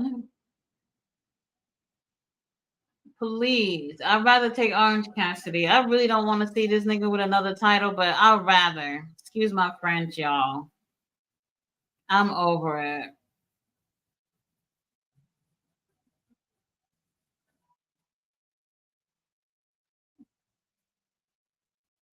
Ugh. That suit is bright as hell. That hat too. Lord.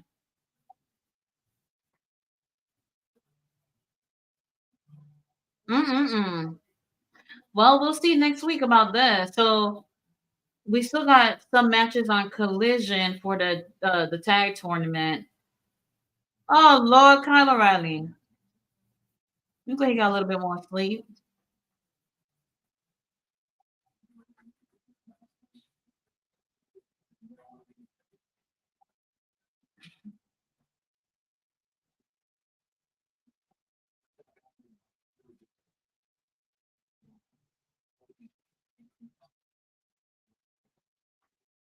Hmm.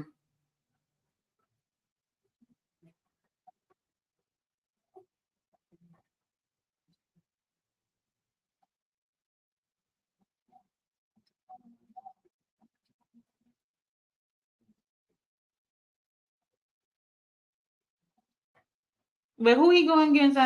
Going against for Collision? His match wasn't bad. Him with Ryan was it was a great match. I don't know if I really care for him to join the Undisputed Kingdom. I'm not sure. Not sure about that. Mike says, love Mercedes Monet, not loving her music. Oh, I'm not liking it either. I don't care for it. Ballet said Chow Chows or temperamental, the Sharpei too. Oh my god. One of the dogs that I look at almost every day on Instagram are the Sharpeis. They are just so cute. They are the cutest. Mike says Willow. Mr. Aldazal says, LOL, he ran back out to come out with Statlander. Mike says, three faces and one heel in this match makes you wonder if anyone will turn tonight. Not tonight. So Mercedes looked disgusted looking at the ring. Mike says, I doubt it, but you never know. Mr. Aldazal said that angle of sky blue with those big eyes popping out. The Willow wasn't even near her when she fell, laughed my ass off. Ballet says picture in picture. Mr. Aldazal says team thick and thicker. They have to do something with Statlander. I mean, Statlander had the TBS title before Julia. I didn't see her taking the win with that. It would be interesting to see Willow or Chris turn heel, but I just feel like they won't do it with these two. I just don't see it happening. He says Stokely should turn and join Mercedes if they lose. Oh my God, Mercedes not going to even want to be in the same room with Stokely.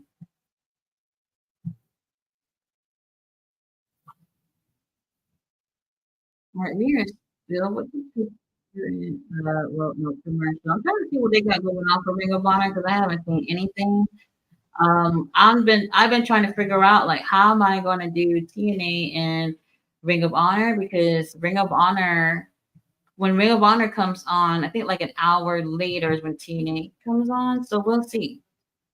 Especially since we've been having like hour episodes lately, which I feel like is not cool, especially since we have to pay for it.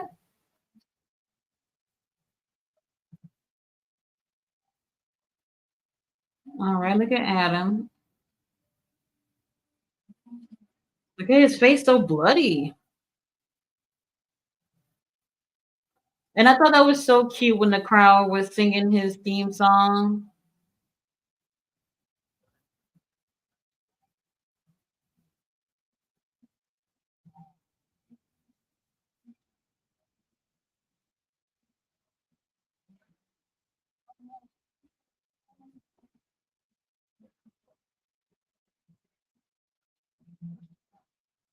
Okay, you said the chapter is closed between him and Christian.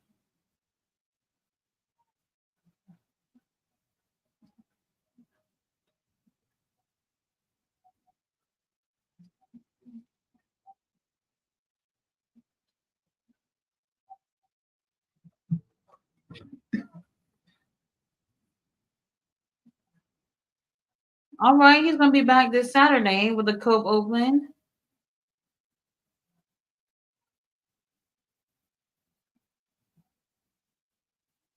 Hey, if somebody won't kick me in the nuts, which I don't have, with that thing, I would say I quit too. So what does this mean? We're not gonna see Christian, our stepdaddy, for a while. That's what I feel like it's probably gonna happen. If that's the case, then ballet dancer, you might not see your boy Nick Wayne for a while too. Okay, we have the Lance Archer, the Righteous versus BCT and Shibata. The Infantry versus FTR. Let's see what happens with that. There we go. Ricky Starks, Big Bill versus Top Flight. Why would they do this to us? This is wild.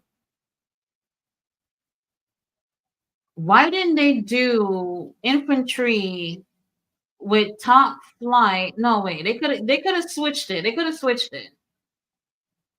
Maybe Infantry with Top Flight and then FTR with Big Bill and Ricky. Probably, I probably would have did that. Well, we got a couple of matches for the AEW Dynasty pay per view, which is April 21st, if I remember correctly. But our main event, Takeshita versus Swerve, that's gonna be so good.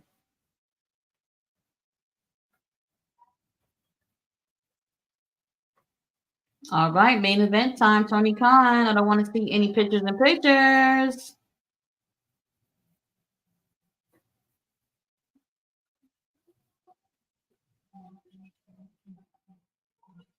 All right, number one contender. Swerve's house. Oh, here come Prince Nana. Yeah, I know they're gonna show some people in the audience doing the dance completely wrong.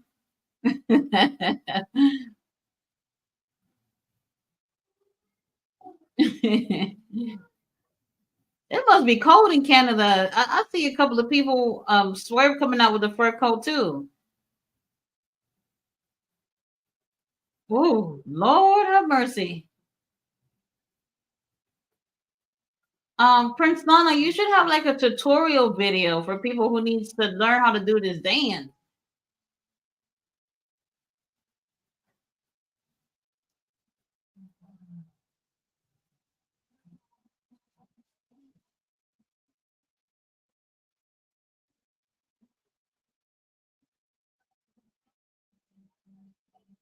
Oh Lord, Swerve is looking so yummy tonight.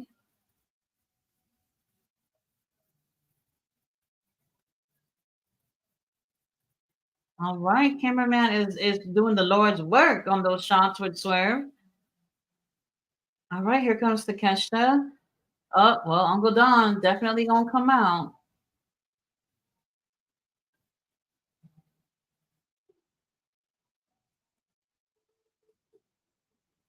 This is gonna be interesting. They've never faced each other, right? Does anybody know?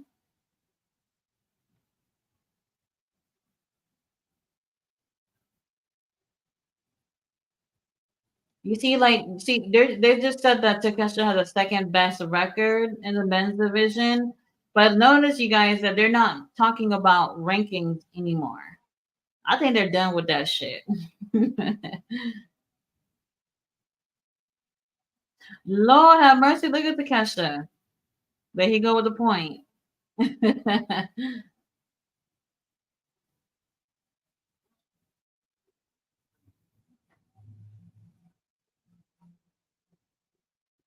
And Takeshita's in great shape too. Swerve too.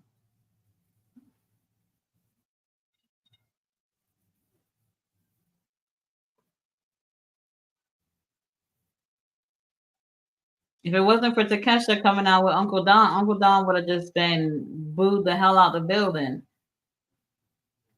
even while they are in Canada.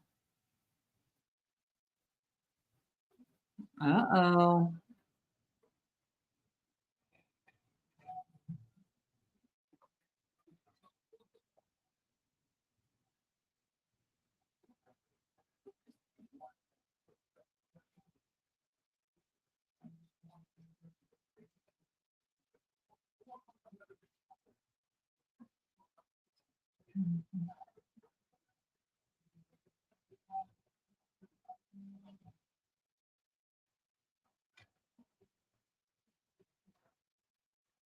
What are they saying?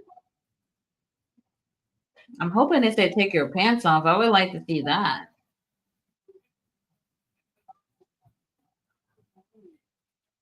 I wonder if we're gonna have any type of interference at all. We got Uncle Don ringside. We have Prince Nana ringside too. You know, Prince Nana wouldn't mind helping out if he could.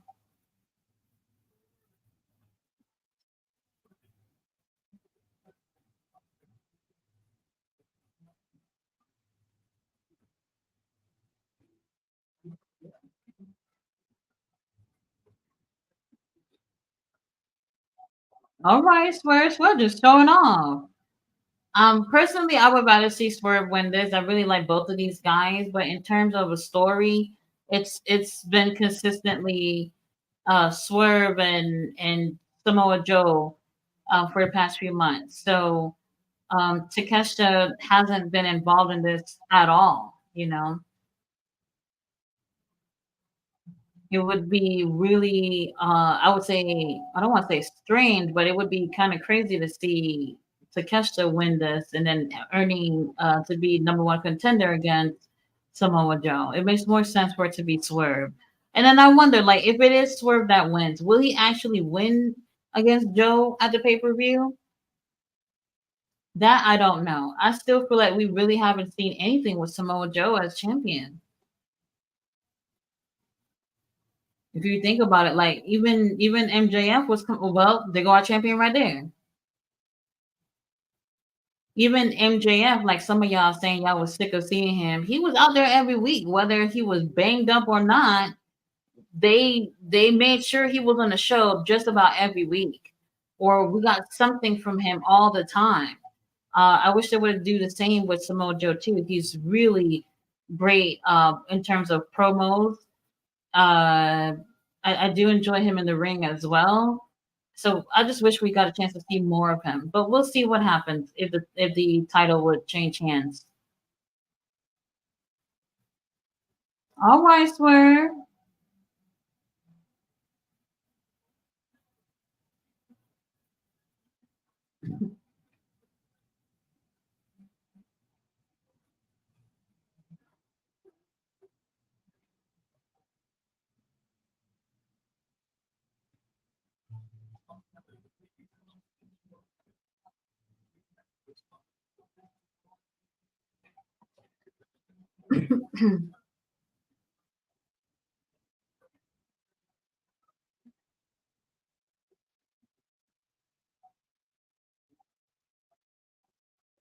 Ooh.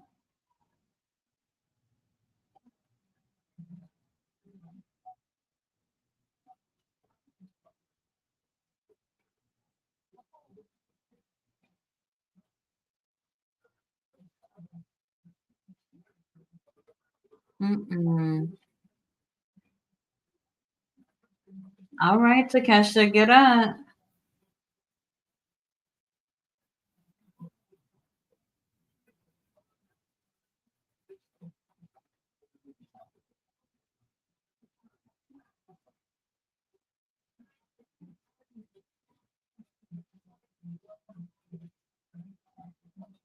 Uncle Don isn't saying the worst things about Swerve on commentary. All right, let's go, Takesha. You don't woke your ass up.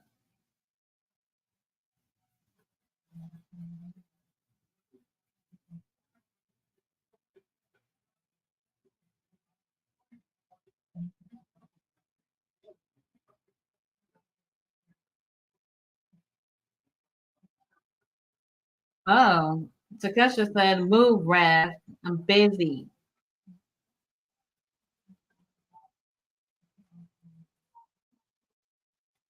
Oh, Takesha all up in a rough face.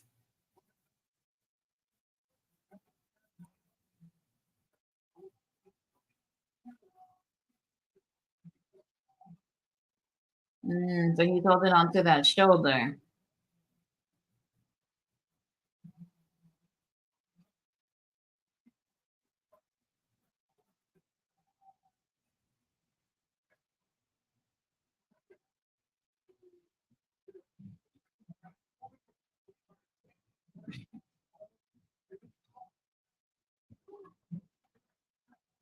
Let's go, Swerve. Yeah, might as well roll out that ring. Picture, picture, Lord have mercy. This better be the last one. The last one of the night. So annoying. Well, might as well catch up with these comments.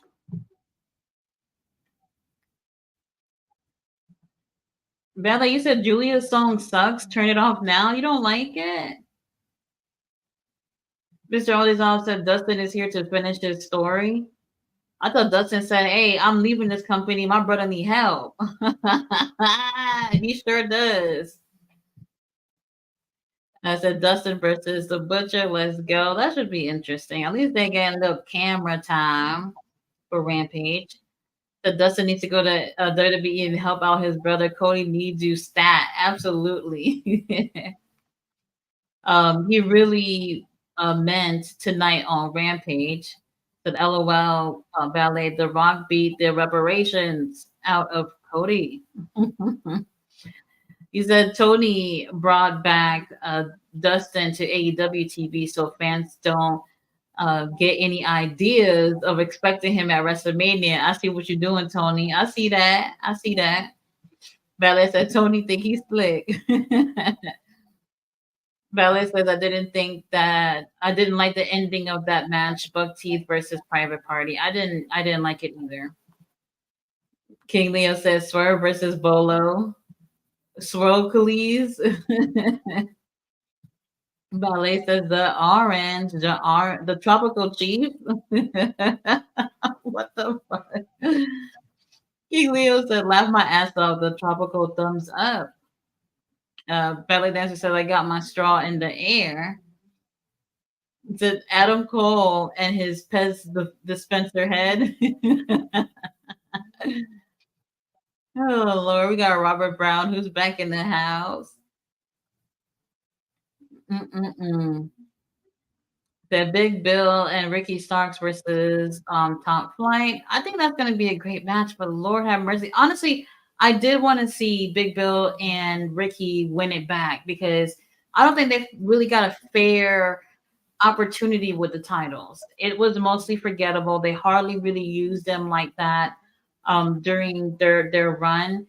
And then out of the blue, they just called them up to say, "Hey, y'all gonna drop these titles to Sting and Darby," you know. And I don't like that. So I would like to see them with the titles again. Let's see. King Leo says the chocolate elimination tournament. All right, we're back from the commercial. Oh yeah, we do have an episode of Ring of Honor. I remember like Diamante and Kiera supposed to have a rematch. I remember that. I think that's the only thing that they had on the card.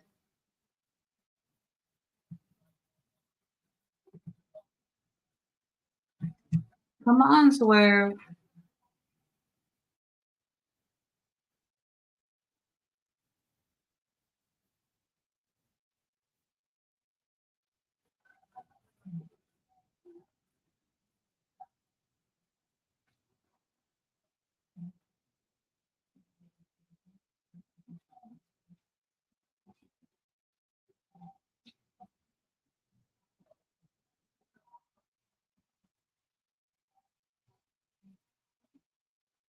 Oh, okay. That could have went really wrong.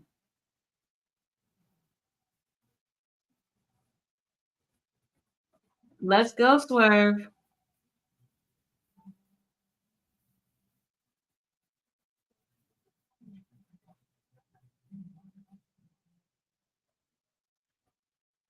If anything, Uncle Don is just talking shit about the crowd.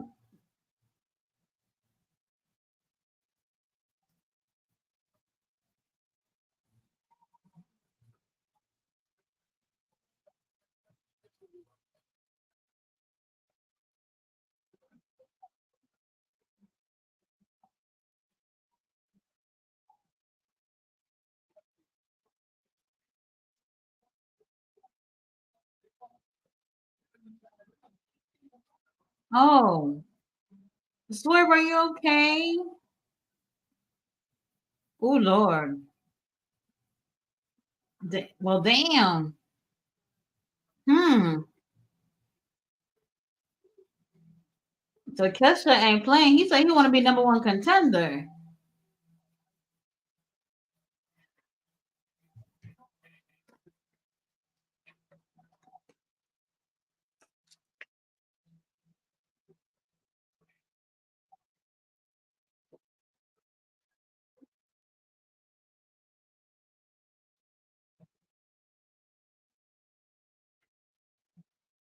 Hmm. But Kesha ain't playing with you, Swerve. Oh wow.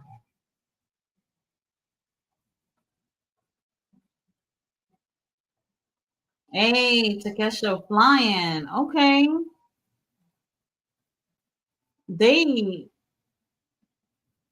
they need to do something with Takesha because he is so amazing in the ring.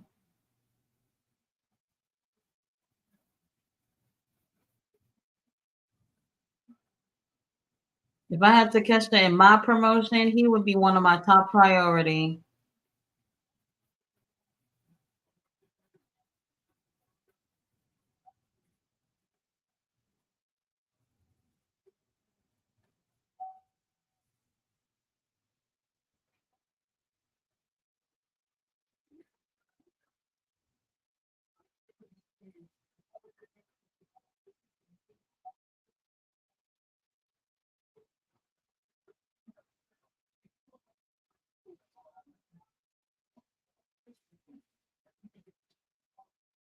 Oh Lord.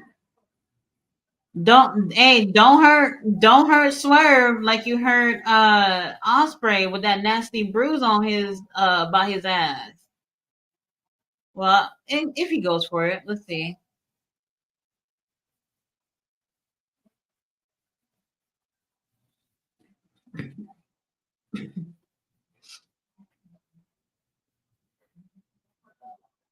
All right, Swerve waking up. Uh-oh, Takesha. Swerve, you going for the top rope.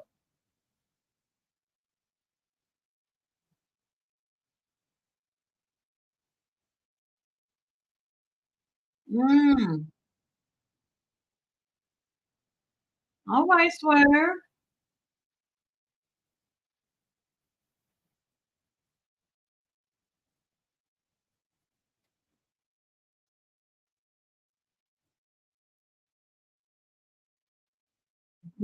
This is on some chance.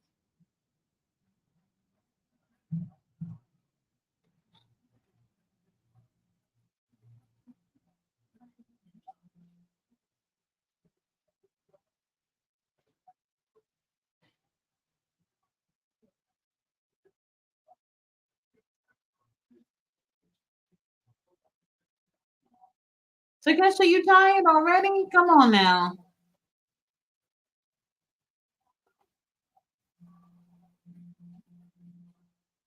I know there's been some people who wait, hold on.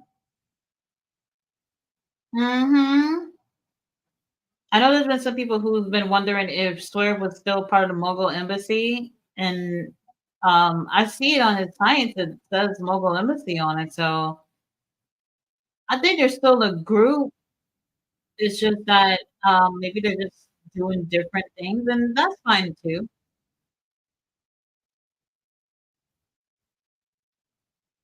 I'm surprised that Bishop Khan and Toliana they're not even on the tag tournament.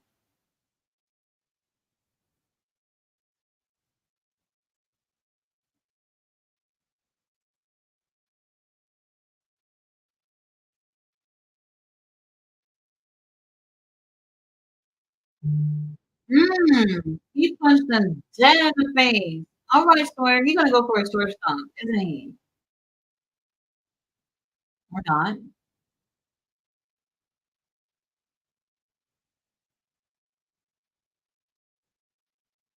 Oh, knee to the face.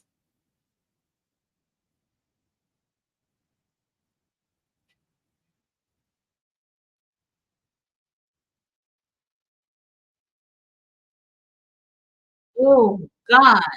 Planted his head onto the mat. Okay,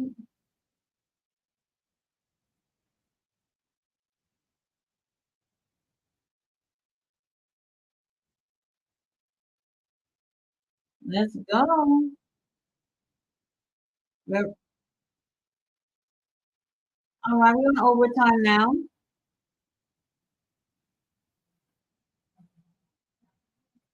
Oh no, he's gonna oh I would hate for somebody to stomp on my chest.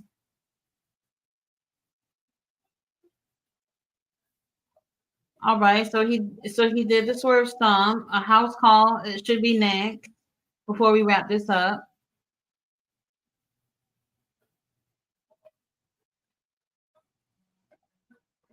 Oh, to catch the condom.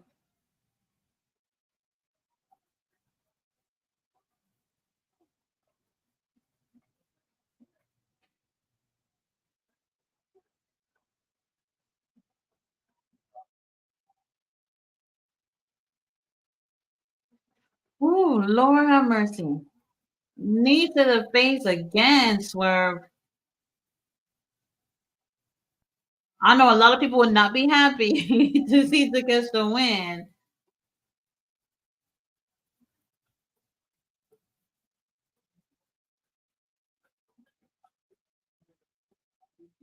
They're giving us a really great main event.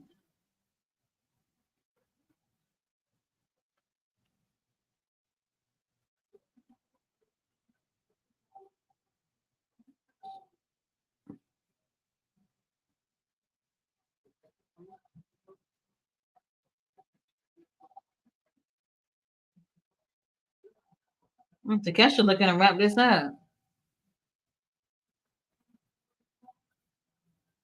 Oh Lord, would y'all please be careful? I don't want to see nobody get hurt. Oh, Swerve gonna go for a swerve stomp. All right, well he went forward, but to catch the moves. Hmm. There we go. House call. All right, now he's gonna go for the swerve stomp. He's gonna get it. But why is it taking so long? And Takeshita just waited for him to do it too. This is it. Oh, well, never mind. I thought it was it. Look at Prince Nana's face. He's shocked too. Oh, another damn. That knee to the face. Lord have mercy. Oh my gosh. It's getting intense.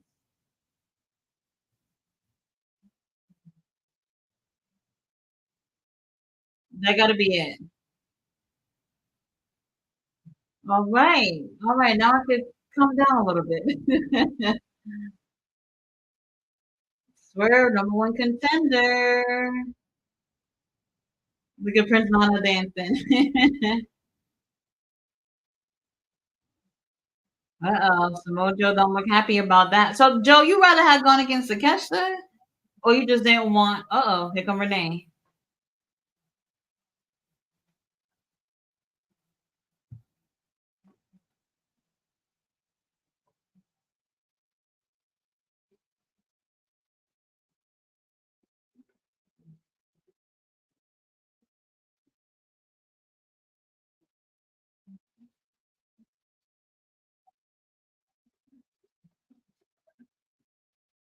Next week?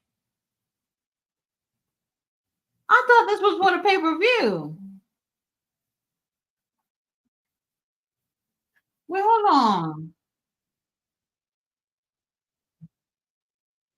What?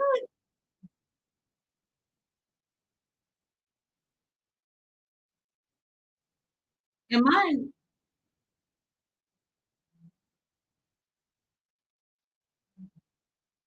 Oh, okay. Oh, okay, so it is the pay-per-view. Why did he say next week when you walk out to the ring? Maybe he made a mistake? All right, I don't know what's coming on next, but let me turn this shit off. So I think so. Joe made a mistake then, is what I'm guessing. He didn't mean to say next week because oh, contract signing? Oh, okay. Well, then that makes sense. I guess I'm not paying attention. So the episode wasn't bad. Here's the thing: the predictability is what's killing it. And like I said, this is the reason why they're not able to have as many people watch their shows because a lot of people do like wrestling. You see the numbers WWE make on a weekly basis. I don't want to compare, but that just goes to show that a lot of people do like to watch wrestling. And a lot of those people who watch over there also watch AEW too, but obviously not as many people. They could be having a lot more people watching if people didn't feel like, okay, whatever I saw last year is pretty much where y'all at this year. Again, it's the same people over and over in the same situations. New people aren't really getting opportunities. And it just kind of sucks, you know. That's why I was really upset. I knew that Private Party would lose, but I was just hoping, just had like a little glimmer of hope that they probably would take the win and give us something not predictable. Willow Nightingale winning that match, 100% predictable. It's like the same things, you know. You can basically say what's going to happen before even seeing the show. Swerve Strickland obviously being predictable, but we knew that we haven't seen Swerve and Takeshita in the ring, and was going to get something really awesome with those two. And it really was a great match. And like I said, unfortunately, the predictability of the show, it's why new people aren't able to stick around. It's the same old, same old. Let's see where we are with the comments. Valley said it was a promo that could have been skipped. Oh, Jericho and Hook. Yeah, we didn't need that at all. Mr. Olazon said, y'all funny. Ballet says they could have put Ricky and Bill in this match instead of best friends. Oh, that would have been a good option too. But I think that's the thing though. They want to keep best friends and Young Bucks on the same side of the bracket. So if they put Ricky and Bill on that side, then the Young Bucks would have been on the other side of the bracket, and they would have been going against whoever would have won the other match that's going to be on Saturday. So I think they did that on purpose. I would rather see best friends take that win instead of the Young Bucks. I can't stand them. Let's see. Robert, you have to watch that promo. Jura Slowpoke was gassing Hook head up. Pause. LOL. Absolutely. He's gonna say positive things about Hook on TV for sure, but I didn't find that to be necessarily true, to be honest. He was saying a lot of nice things that I just felt like it just doesn't really make sense that you're saying all these good things. He needs some help in the ring. Undisputed Kingdom ain't won nothing. This whole stable trash when the gold on the line. Said Roddy should be solo. I don't mind them as a group, but they're kind of looking like losers at this point. So I don't know. They're looking like losers, and I know they're heels, so they probably want them to look that way. But I'm not feeling what they're doing with the group, especially with Wardlow. We haven't seen Wardlow with them since he lost his match against Samoa Joe. King Leo said ballet's wilding. Well, Mr. Aldazov said, wait, it is just hit me that guy was the guy with Mania and WWE, right? With the romantic failed gimmick. Which guy are you talking about? Romantic failed gimmick. Who are you talking about, Mr. Aldazov? Ballet says, don't throw the keyboard, Tati Taker. No, not this time. I got my new keyboard. Matter of fact, I did keep the old one. For whatever reason, I throw it away.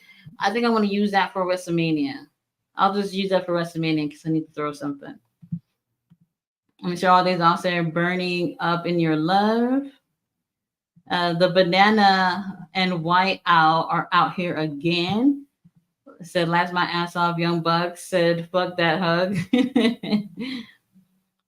Mike says they married Mr. All Days Off. They got married years ago when they were first in Ring of Honor together. Who are y'all talking about? Who's married? I'm lost. King Leo said, bright ass yellow suit. Mr. All Days Off said, I forgot all about them being married. And did anyone see Bobby Brown come out on that rising floor stage, winded and dancing at some concert? LOL. It says, stay away from the Undisputed Kingdom, Undisputed Losers, Kyle. I don't mind if he joined. I mean, if he's gonna be a heel with them, then sure. But the group themselves they're not really doing it for me right now. Ballet Dancer says, I didn't see that, but I heard Bobby Brown was showing folks how it is really done. He still got the moves, Mr. All Days Off. Mr. All Days Off said, yeah, he was on point, just bloated. You know who should return and manage Mercedes? The guy who managed Jade. You said I forgot his name. Oh, Mark Sterling. He's supposed to be on Ring of Honor this week. We haven't seen him in a while. He manages Josh Woods and who the other one? Tony Nese in Ring of Honor, but I haven't seen him in a bit. I don't know how that would work though. If that happened, I know a lot of people are gonna have negative things to say and compare Jade and Mercedes by having him manage her. So I don't know. I don't know if he would be a great fit for her though. Ballet says every little step I take. The King Leo said you will be there. Says Stokely. Oh, wait a minute. Are you talking about was Stokely a manager for Jade though? I think he was at one point. Are you talking about Stokely or are you talking about Mark Sterling? So they took the title off of Chris way too soon. I don't really remember her title reign to be honest. It started off pretty slow to me, but I don't really remember much of it to be honest. I'm not sure if I could agree if they took it off of her too soon. King Leo said he down 2-1. How the chapter is closed. Lance Archer will be on Collision. Said don't be cruel because I will never be that cruel to you. Jake the Snake will be around. Oh, I heard that Jake had extended his contract with AEW. The money must be good. That's all I can say because he ain't really doing much. He said, no, Nick Wayne, I'm fine with that. He said the window washers in the audience. I know, that's exactly what they look like. I mean, like I said, Prince Nana, do us a favor, give them a tutorials. They could use it. Mr. Aldazal said Willow is winning the TBS title, and then Willow versus Mercedes should main event an AEW pay-per-view. I don't know what's the next. Oh, wait, you know what? The next one after Dynasty, I think, is Double or Nothing. If Mercedes were to win the title, that's one of their bigger pay-per-views. So that possibly is where they're going with it. So I think, I'm not 100% sure, but I think it's the next one after this Dynasty pay-per-view. I said Jake will be taking new clients for the braiding. Belly Dancer got swerved with some heart emojis. He is so hot. He is. I don't know. Swerve, you taken? Let me know. Mr. Aldezal said, doing the Lord's work. I knew Tati was going to comment on that angle. It was a nice angle, by the way. Let's see. Takeshita got those legs, too. He's in really great shape. I'm not sure. I know he's like in his 20s, maybe mid-20s, closer to later 20s. He's in very good shape. He's always having like 4-star type matches if he's not doing a squash match. And that's why I think like they could be doing so much better with him. They really can. If we can hear from Okada, we can hear from Takeshita. But Okada might know a little bit more English than Takeshita. And honestly, we don't know because we never really hear from Takeshita at all. King Leo says Bolo. Mr. Aldezon said Bolo got a main eventer theme. Bolo got next. Ballet said they are going to make my ice cream melt. King Leo says Bolo. Said laugh my ass off. Ballet says now we just need to add Montez Ford to the mix. Oh, another handsome guy. There's just so many handsome guys in wrestling. He said this would be a good feud instead of a one-off. I agree. Mr. Aldezov also agrees. It says Sloppy Joe watching on. Ballet is setting up a fatal 4-way in her mind. LOL. Ballet said MJF worked all the time. I agree. He was around a lot. Even if he wasn't going to be wrestling, he would give us those 20-minute, 30-minute promos. And I'm not saying that Samoa Joe can do the very same because honestly, I don't want to see promos going off that long. But we really haven't seen much from him. And they're going to have this match at the pay-per-view. We still got like what seems like maybe a month away or 3 weeks. I would like to see a little bit more from Joe. He's had the title since right at New Year's, like the day before New Year's or something like that. And only seeing like what 3 matches from him. And let's not forget, one of those matches was against Hook of all people. That match did nothing for me. But it was nice to see Hook get an ass whooping though. Belly Dancer is laughing, says Sloppy Joe. I said, when is one of these male wrestlers going to lose their pants by mistake? I agree, Belly Dancer. I'm wondering the same thing. He said they need to fall down to their knees. Pause. King Leo said if Vince was booking it, they would have had lost the pants. Oh yeah, absolutely. The King Leo, nothing but the truth. Oh, Vinnie Mac. He was secretly on Diddy's plane. Oh Lord have mercy. Could y'all imagine? Could y'all imagine they raided Diddy's house and they see things related to Vince McMahon? I wouldn't even be surprised. Really wouldn't.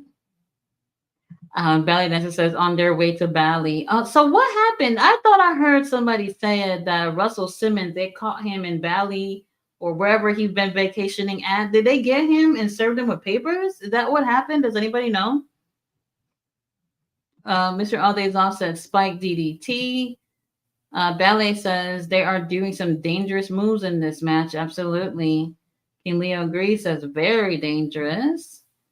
Mr. Aldazov says, anyone ever see that brutal match with Swerve and Lucha Underground? If you're talking about his match with Dante Fox, which is AR Fox now, then yes.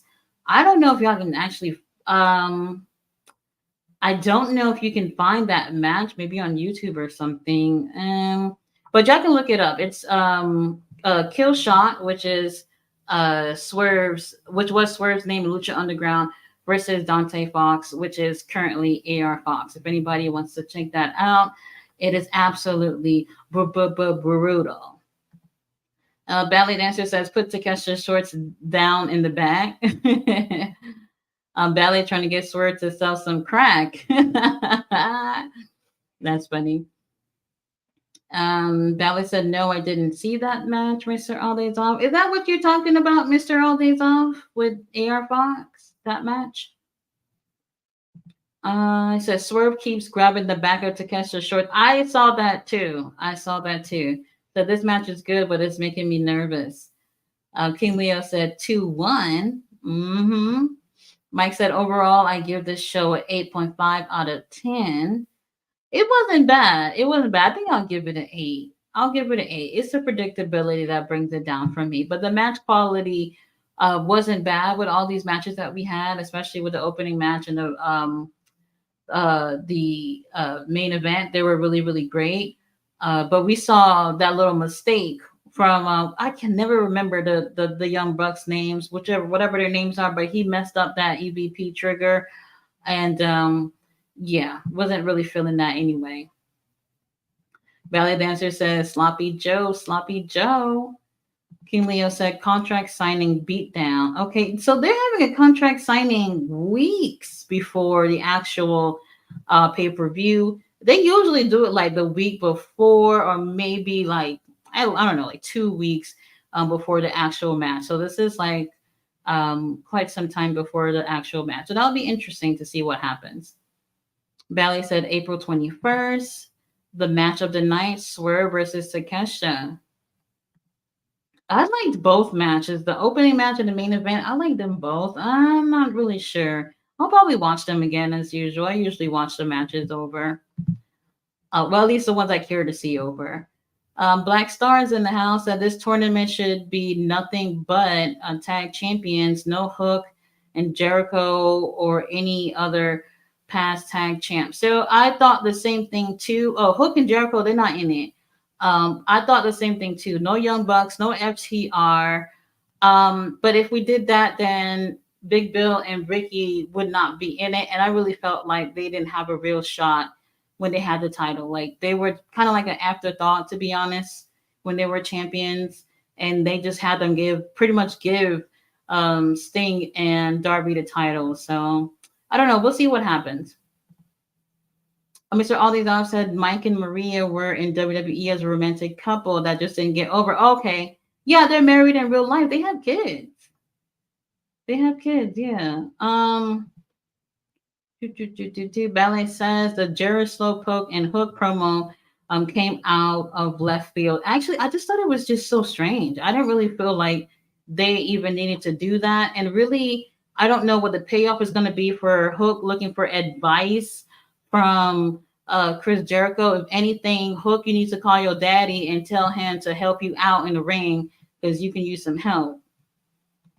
Mr. Aldazal said, I'm talking about, oh, Mark Sterling. Okay, yeah. So, yeah, I don't know how people would feel if Mark Sterling were to be with Mercedes. Like I said, they would definitely compare Mercedes and Jade if that were to happen. And I don't know if they'll be a good fit with each other, but we'll see. I honestly feel like she can really use someone to do some talking for her because she's not strong with promos, in my opinion. I don't know if anybody would agree, but it's she did have like a manager that can help out. I think she could benefit from that, but she needs the perfect person. I don't know if Mark Sterling would be that person. I'm not sure. Let's see. Robert said Mr. All Days Off. Their booking was terrible in WWE. If you're talking about Mike and Maria, I agree. Mr. All Days Off said truth. They had a classic theme though. King Leo said they served him to the Buddhist hideout. Laughed my ass off. Man's trekked up the hills of Bali and handed out them papers. Oh my gosh, is that really? What the fuck? So okay. Oh wow. That is very interesting. At first, when I heard that, I was like, somebody's probably joking about that. But for someone to literally go over there and, like you said, climbing up some hills of Bali just to hand out some papers is absolutely wild. Bali said, I heard that Russell Simmons did get served. Bali don't have an extradition treaty with the U.S. Mr. Alezon said, "What were some brutal spots in the kill shot match? Heard it was up there with Terry Funk and Sabu. Yeah, it's very much that. In my opinion, I felt like so I felt like that probably was a big inspiration when it came to that match. I know a lot of wrestlers when they have a match, they take inspiration from other matches, and you can see some of those spots or similar spots. If you watch that, is very reminiscent to Terry Funk and Sabu. And yes, the barbed wire was a big focus in this match too. I wonder if it's on. I wonder if it's on YouTube. I know recently I saw like a highlight video of it on X, but I don't know if the whole video is on there. And I wonder, like, where can you find Lucha Underground shows, like to watch any of the reruns? And they have some really great stuff over there too. But that's definitely one of their best matches they've ever had over on Lucha Underground. You said that's the match that I was talking about, Tati. I never saw it. Definitely worth the watch. I wouldn't compare it to Swerve and Swerve and Hangman. I wouldn't compare it to that either. I think it stands out for its own reasons. But I'll see where I can find it. If I find the match somewhere, I'll definitely come back and let you guys know. Let's see. Mr. Always also said Nicholas and Matthew Jackson. He said, "Hey, Black Star, missed your comment earlier." King Leo said, "Non-wrestling related, but damn, the Diddy case took a turn. Young Miami and 50 baby mama in the paperwork as sex workers. No wonder 50 tried to bury Diddy. Whoa, all this stuff came out yesterday from the raid because I didn't hear that either." People were saying as soon as the situation came out with Diddy and Cassie that Young Miami should have left. And I guess well, I don't know if they broke up by now or whatever, but she seemed to have stick around even after that. But oh my gosh, if that's the case, then what the hell? They're not making money as rappers or whatever, not making enough money, and then Diddy using them. I don't know. It's the whole thing is getting more complicated, but I'm still stuck on whoever it was that traveled to Bali to serve those papers. So that is crazy. Bali said I was referring to the match with Swerve and Takeshita. I I do want to find Swerve match with Lucha Underground. So I'll look and see if I can find it though. That's the thing. Like some of these things are not easy to find, but you might see like highlight clips. So yeah, it is Killshot versus Dante Fox. You said his oldest son's mom, King Leo. King Leo said is his youngest. Her name is Daphne Joy. I gotta after this, while I'm getting ready to do my review, I'm just gonna find some YouTuber who's gonna give all the tea about this situation because it's just gotten so juicy and it's not even it's like not good but not it like everybody wants to hear other people's train wreck going on, you know what I mean? The whole Diddy thing is probably just going to get worse. I know I heard that he sold his pretty much a lot of his shares, probably most of it. So there's a lot of things that he don't own. And like I said, since the whole Cassie thing came out, Diddy been at work with his lawyers or whoever it is that's in his team that's doing whatever they could from that moment on to literally yesterday when they raided his home. So he had enough time to try to cover up things or try to extort people or whatever in the meantime to make certain things go away. Whatever the situation is, I need to get some more details about it because it's crazy, really crazy.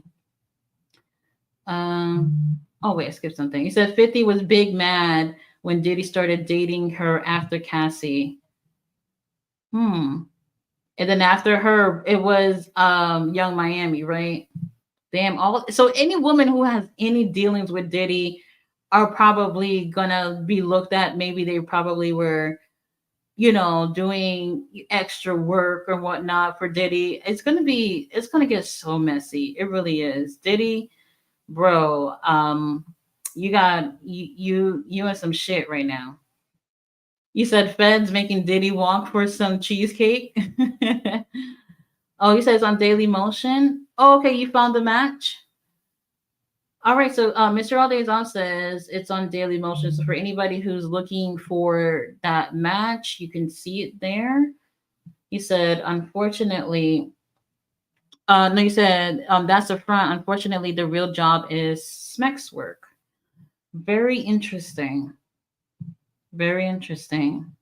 Obviously there's a lot of money with that, especially if you're doing that type of work amongst celebrities. There's more money in that than going to the nearest motel and fucking truck workers who ain't shit and just probably gonna offer you like $40. So there's big money to be made with stuff like that. So if those girls were in that, I'm not surprised. But if it is a human trafficking situation, that's where things get different. So I don't know if necessarily um, if that's what's happening or not. If these girls were willingly doing that type of work, or if it's a sex trafficking situation where they had no necessarily say into what they were doing with Diddy and whoever those clients were. You said Puppy might start spilling beans to save himself. I don't even think even if he did that, if he would be saving himself. He would have to have some good things to like really valuable information to give to really save himself. But we'll see. I wouldn't say he's not the snitching type either. You said who spills the best tea on these stories on YouTube? Oh man. So I'm gonna put it this way. I don't have specific YouTubers. It's always a random YouTuber I've never heard of that just have like the best way of like telling and giving all these stories. So it's usually always someone random for me when it comes to these things. But I mean, all I've been seeing is like news clips of them rating, but I haven't really seen any videos of anybody like going in depth about what's going on with Diddy right now. But I really want to know that and what's going on with Russell Simmons. He said Uncle Luke broke it down too. Then billionaire is mad. He tried to sue over the liquor. Belly dancer says bingo. Oh, Impressive. Yeah, she's yeah, Impressive is another one. I haven't seen anything about this. I haven't seen anything from that channel though about the Diddy thing. Well, I haven't really been looking, but I'll check to see if there's anything new on there. So yeah, if you're looking for, celebrity gossip and stuff like that, that's another good channel to check out. Let's see. You said Lionel B show got the paperwork. So what happened? They arrested Diddy's sons, and that was it. Those were the only people that was on the property when they went over there. The thing for me is that, celebrity or not, there are people out there that are doing really fucked up shit and kind of think like, okay, I got away with it yesterday. Let me try it again and see how long I can get away with this thing. And they never think that at some point they're gonna get caught up into something because of all the shit that they've done. And and I don't see why Diddy didn't think that at some point all this was gonna happen. Mr. Aldizal said, "Who is Lionel B?" I'm actually gonna look on. You said what he said. You said Daily Motion, right? A lot of times, Daily Motion do be having these matches and stuff like that. When I can't find something, I don't want to say all the time, but like half the time I can find it on there. I know a lot of people don't really use that site. It's all about YouTube and all other type of social media platforms. So sometimes what you're looking for is over there too. You said a blogger on YouTube I've been following for years. Oh, okay. Let's see. Ballet said they are protected. That's why they keep doing what they do. Yeah, that too. That too. And that's, Vince McMahon being another one. Being another one. But like I said, at some point, these things do come out. And that's the reason why Vince McMahon did what he did for so long, because even when his shit was out for people to know publicly, he still was getting away with things. Like how many times are you going to have the same type of accusations over and over? And you see, you got all that money. All you got to do is just slide it over to get people to be quiet. Mr. Aldezal said, I'll check him out. You said puppies made somebody mad. um, Let me see. Oh, Robert says, let's see. He said King Leo, check out Skin Bone last night. Puff Daddy cover. Okay. He said I just check out Impressive for Chatty Patty gossip. Usually the lead attorney. Lead attorney sounds familiar. I think I've seen that channel, but I don't know if I've watched anything from there. King Leo said, "Oh man, Shinbone did something. Laugh my ass off." You said, "Yo, Tati Tinker, remember the pimp game don't change." Well, if you were able to get, if you're able to get away with it for all this time, then yeah, And then I still do think, like at the end of this whole thing with Vince McMahon, nothing's gonna happen. Kind of like the situation with Jimmy Snuka. Yeah, he had cancer and he was dying anyway. Vince McMahon came through for him too. When he killed his girlfriend, went to the police station and with a briefcase and came out, and then nobody ever heard of those charges ever again until shit. I forgot what year the charges came back when somebody looked into the case again. Was that 2015? Something like that. I can't remember, but these types of things, when you got money, you could put things away at least for a little bit. Y'all know money runs out at some point. Robert says, you check it out too, Tati Taker. Yeah, I'll check it out. He said DJ Academics, LOL. Oh, I can't stand to see this guy's face. He looks weird. Robert said, you'd watch it, King Leo. Ballet said nothing is going to happen to Vince. I really don't think so. I really don't think so. I thought the same thing might have been the case for, like I said, the Jimmy Snuka situation. I was like, oh, with him being sick going into this, that he probably nothing would happen. That had happened by that point. It was like 30 years, right? 30 years by the time that happened. So it just seemed like after all that time that went by, a lot of things from that case were covered up anyway, even though there was a lot of details. Even the autopsy, everything was fucked up in that whole situation. Like I said, Miss McMahon walked in with that briefcase and shit got handled. They said Diddy's son rounded up underage girls on Instagram to bring to Diddy mansions. What? Did they say that on the news, or is somebody like people online are just saying that? I need to get some details.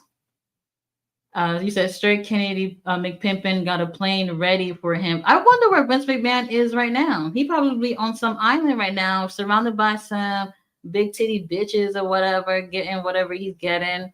I wouldn't be surprised. I don't really see anything happening to Vince McMahon, but some people who are involved in that case, like John Laurinaitis, might be the sacrificial lamb in that whole situation. Where yeah, he wasn't innocent, but I can see something where it's like he'll probably get the worst of it, maybe, if that makes sense. Like Ballet said, Vince McMahon is protected. All these big name guys are protected in some way. So we'll see. He said DJ Academics got alcoholic bloke, chickmunk cheeks, all the heady. Love my ass off. Oh man. You said that's true. I drove them in my Uber, Mr. Aldi's off. Mr. Aldi's off said, wow. He said they were talking about being Justin and King. So wait, this stuff was on the news where they talked about shit. Where they talked about Diddy's sons and the underage girls from Instagram? What the fuck? Mm. You know, I tend to like, I know a lot of people use social media as the news or whatever. I don't know if y'all knew about that other case with a lady who had a YouTube channel called shit, I forgot what it was called, something of eight or whatever.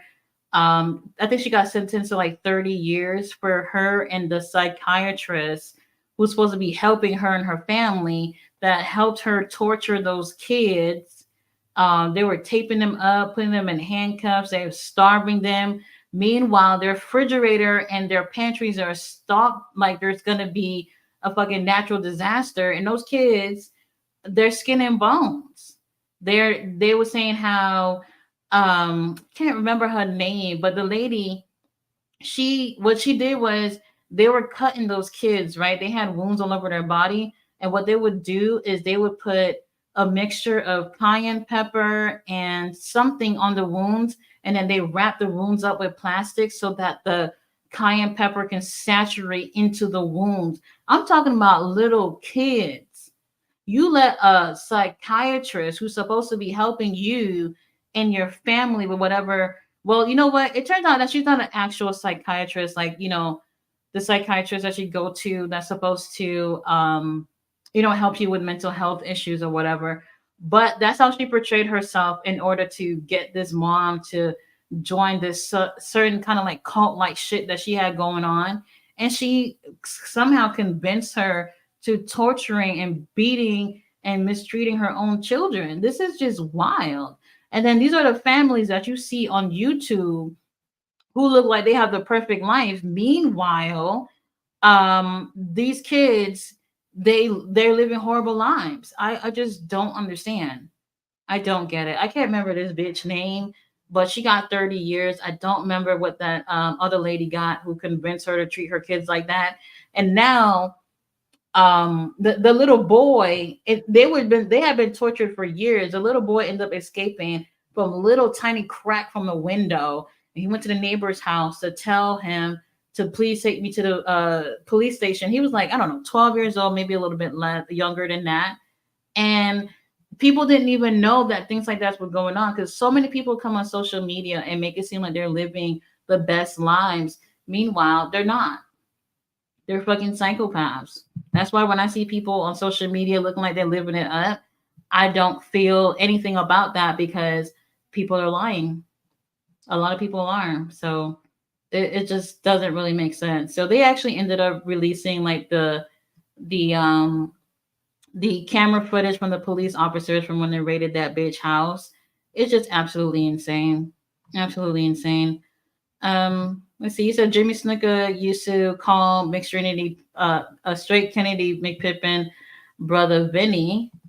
Mr. Aldezov said, "Look up Chingy. Some interview he said that mothers used to force their daughters off on." Oh, I wouldn't be surprised. I hope. I mean, if he's saying that, then there must be underage girls. That's what happened with R. Kelly, right? A lot of those mothers turn a blind eye, hoping that they can get their young daughters a singing career, make millions, be the next Beyonce or whatever the situation was.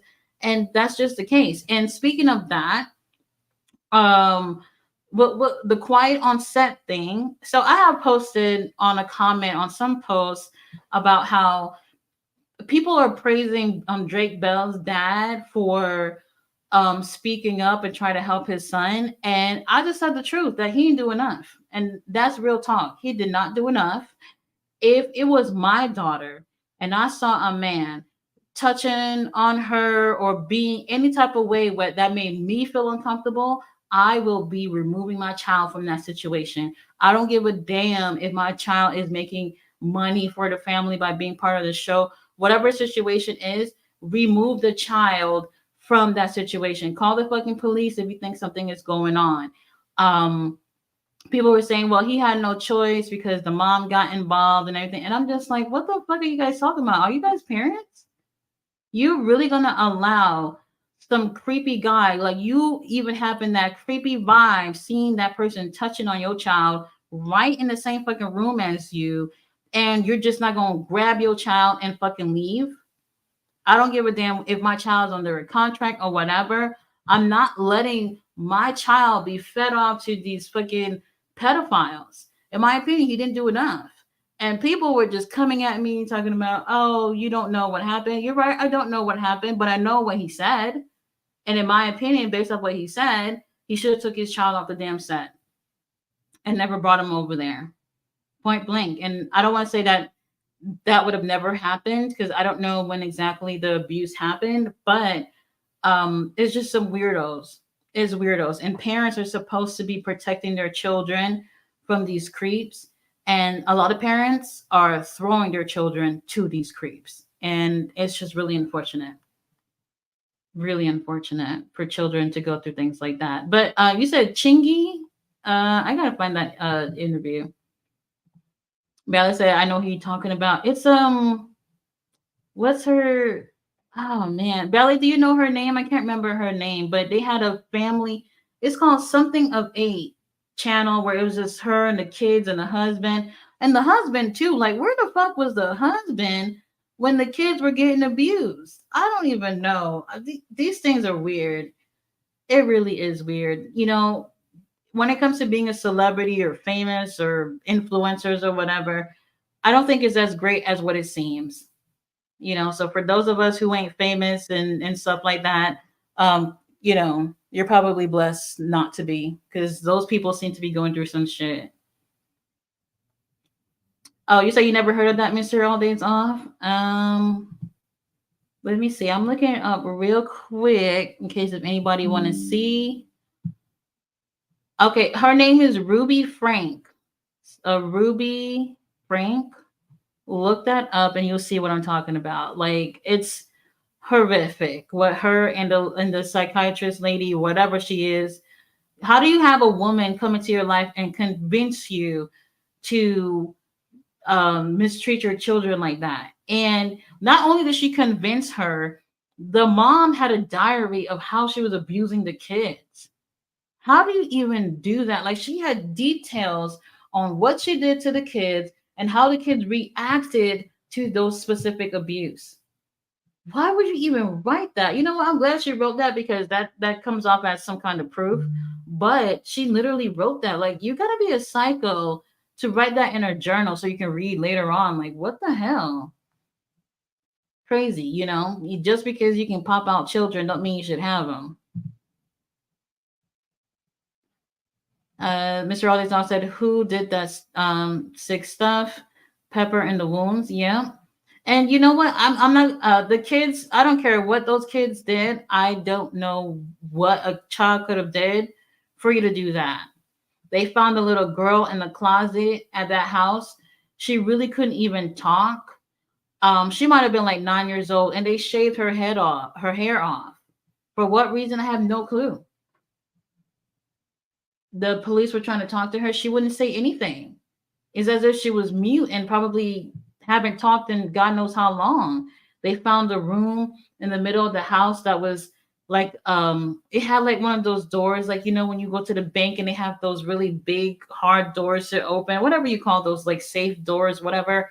When you open them, it's a room with no windows, and it had a bed, and it had handcuffs, and it had ropes and all these things so that they can tie the kids up into. For what? Like, what could a child do for y'all to do that? It's just crazy. I was just absolutely in shock to hear the details. It's like I don't understand it at all. So when I see people on Instagram looking like they live in the life or whatever, I have a hard time truly believing that they're actually living that life. People play it up for the cameras all the time. You said the neighbors was on the news talking about the girls getting off. Oh, off the sprinters getting dropped off. You said too, my brain is melting right now from what those girls were talking about in my Uber. They were leaving the Drake and Diddy party when I picked them up. Hmm. Which all these offset, that's wild. You said Donkey Lips from Salute Your Shorts spoke on a close call incident with the creep from Quiet on Set. And if y'all saw the Dan Snyder apology thing, he might have, I think he made it worse with that, to be honest. Him and his little friend that was interviewing him, whoever that dude name was that interviewed him, I know he's catching hell right now for that interview, if he even really give a damn. You said it's crazy, Ballet, how close I was to them girls, low key trying to get to Justin. They spilled the tea on Trey Songs in my car too. Ballet says Drake Bell has a ton of accusations against him too. No one is talking about that. Yes, so he does have accusations against him too. And what I've seen since the show came out was that people was saying that if he has those similar accusations, then that's because he was a victim of it and he didn't know better, so he became I guess a predator himself too. And I'm like, so you're excusing him being a predator because he faced that same type of abuse? Wouldn't he, of all people, know that that type of abuse, how that made him feel, that he wouldn't want to make someone else feel the same way too? I don't know. There's a lot of people making excuses right now, and it doesn't make sense to me. He said Hollywood Babylon is burning down. Mm-hmm. And then, like I said, whatever information they're gonna get with the whole Diddy case, like if I don't know if Diddy's gonna be snitching or whatever, but they're gonna end up finding other things about other celebrities too. So anybody that's been in that circle, they're, well, I don't want to say anybody, but certain people are definitely gonna be named in the situation. Mr. Aldeidad said they say the ones who got touched on repeat the act when they get older, but still no excuse by Drake Bell. Absolutely. Absolutely. I would honestly say that most people who go through that don't, because they know what it's like to go through that. And why would they want to? I mean, common sense. Like, who would want to just take advantage? Who in their right mind want to take advantage of children? Not just children, but people. You could be an adult too. Why would you want to take advantage of someone like that? If you've been through something like that, then you know what type of hurt and trauma that caused. I I just don't know. You know, like people all the time, like when they see me, they're like, "Oh, you're always with your daughter," and I'm like, "You damn right. You damn right. Whatever she's doing, I'm there. Whatever's going on, I need to know who's there. And yes, I'm still gonna be there. I'm not the type of parent to just be like, oh, my daughter wants to go here to so and so house. Sure, you can go. No way. No way. That's not me. That's not me. There are a lot of mothers out there, unfortunately. This is going to sound crazy, but I see this a lot in the black community, especially growing up in the projects. A lot of these moms, by the time their daughters are like preteens, teenagers, they're no longer like motherly. They're more like competing with their daughters. And that's just the truth. And then they don't end up, protecting them the way that they should. And I've seen that. Fortunately, I didn't grow up like that. Um, but there are girls that are going through that right now, and my daughter is not one of them. You said, Belly said, I can't remember her name. Yeah, it's Ruby Frank. So if anybody want to see what I was talking about, that crazy bitch and her friend tortured those kids for no fucking reason, no reason at all.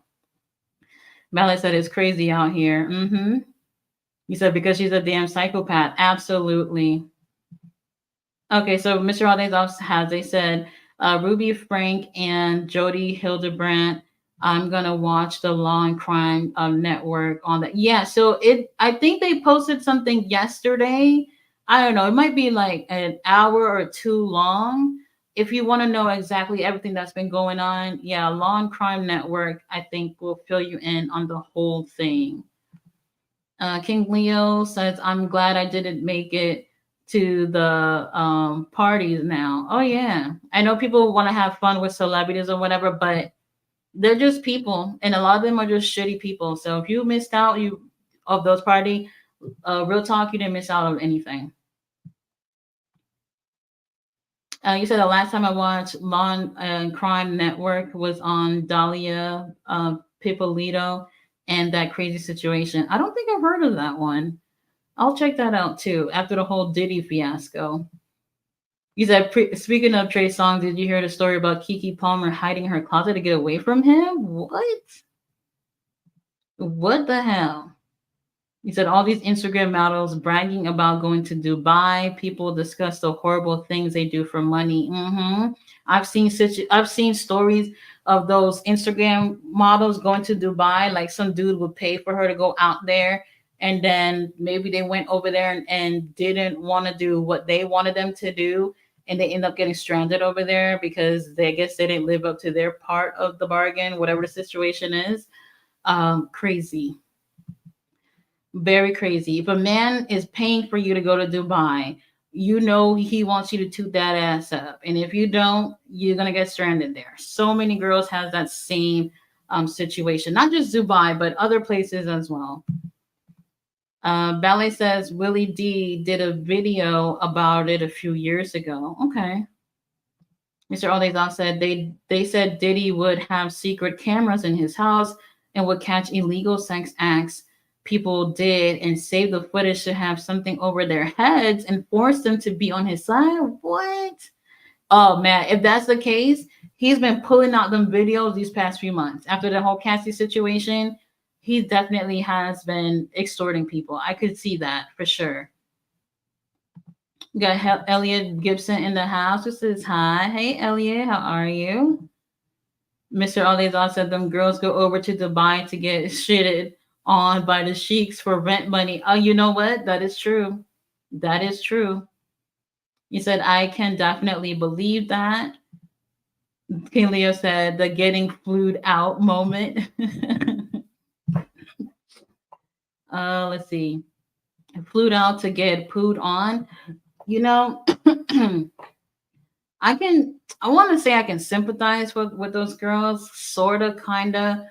The situation is that maybe there's certain things that happens when they get there that they didn't expect, but you have to look at it this way: that just because someone is treating you to lavish things, you have to keep an open mind that for the most part, most of the time, these men, maybe even women, they have ulterior motives. They don't have the best in mind for you. They're just looking at you as an object, and that's all it is. And some girls are just hoping that they're going to get into that situation, and it's just going to be exactly what they want it to be, and not a horrible experience. And unfortunately, that's just how it is. You know. If Kenny Omega said, "Hey, I'll take you to Dubai," he might get me with that, you know, he might get me. But, you know, for the most part, I think women needs to pay attention to the red flags. Like someone throwing money at you and trips, those are red flags too. As great as those things can be. Ballet says it's horrible. They take their passports, they perform all kind of bizarre sex acts until they are ready to send them back home. That's true. And sometimes they don't send you home. They're like, bitch, find your way back home. Ballet says, yuck. Mr. All Days on said, damn, ballet dancer. Ballet says, I read that Hugh Hefner had thousands of tapes tucked away in a state of the art vault. I bet. I would not doubt that for 1 second. Mr. All Days also beware of Greeks bearing gifts. That is the Bible, aka Survivor Scroll. LOL. Bella said you have to keep in mind that these people are strangers. They don't care about you. Absolutely. They'll do what they want with you and discard of you. Mr. All Days Off says, indeed.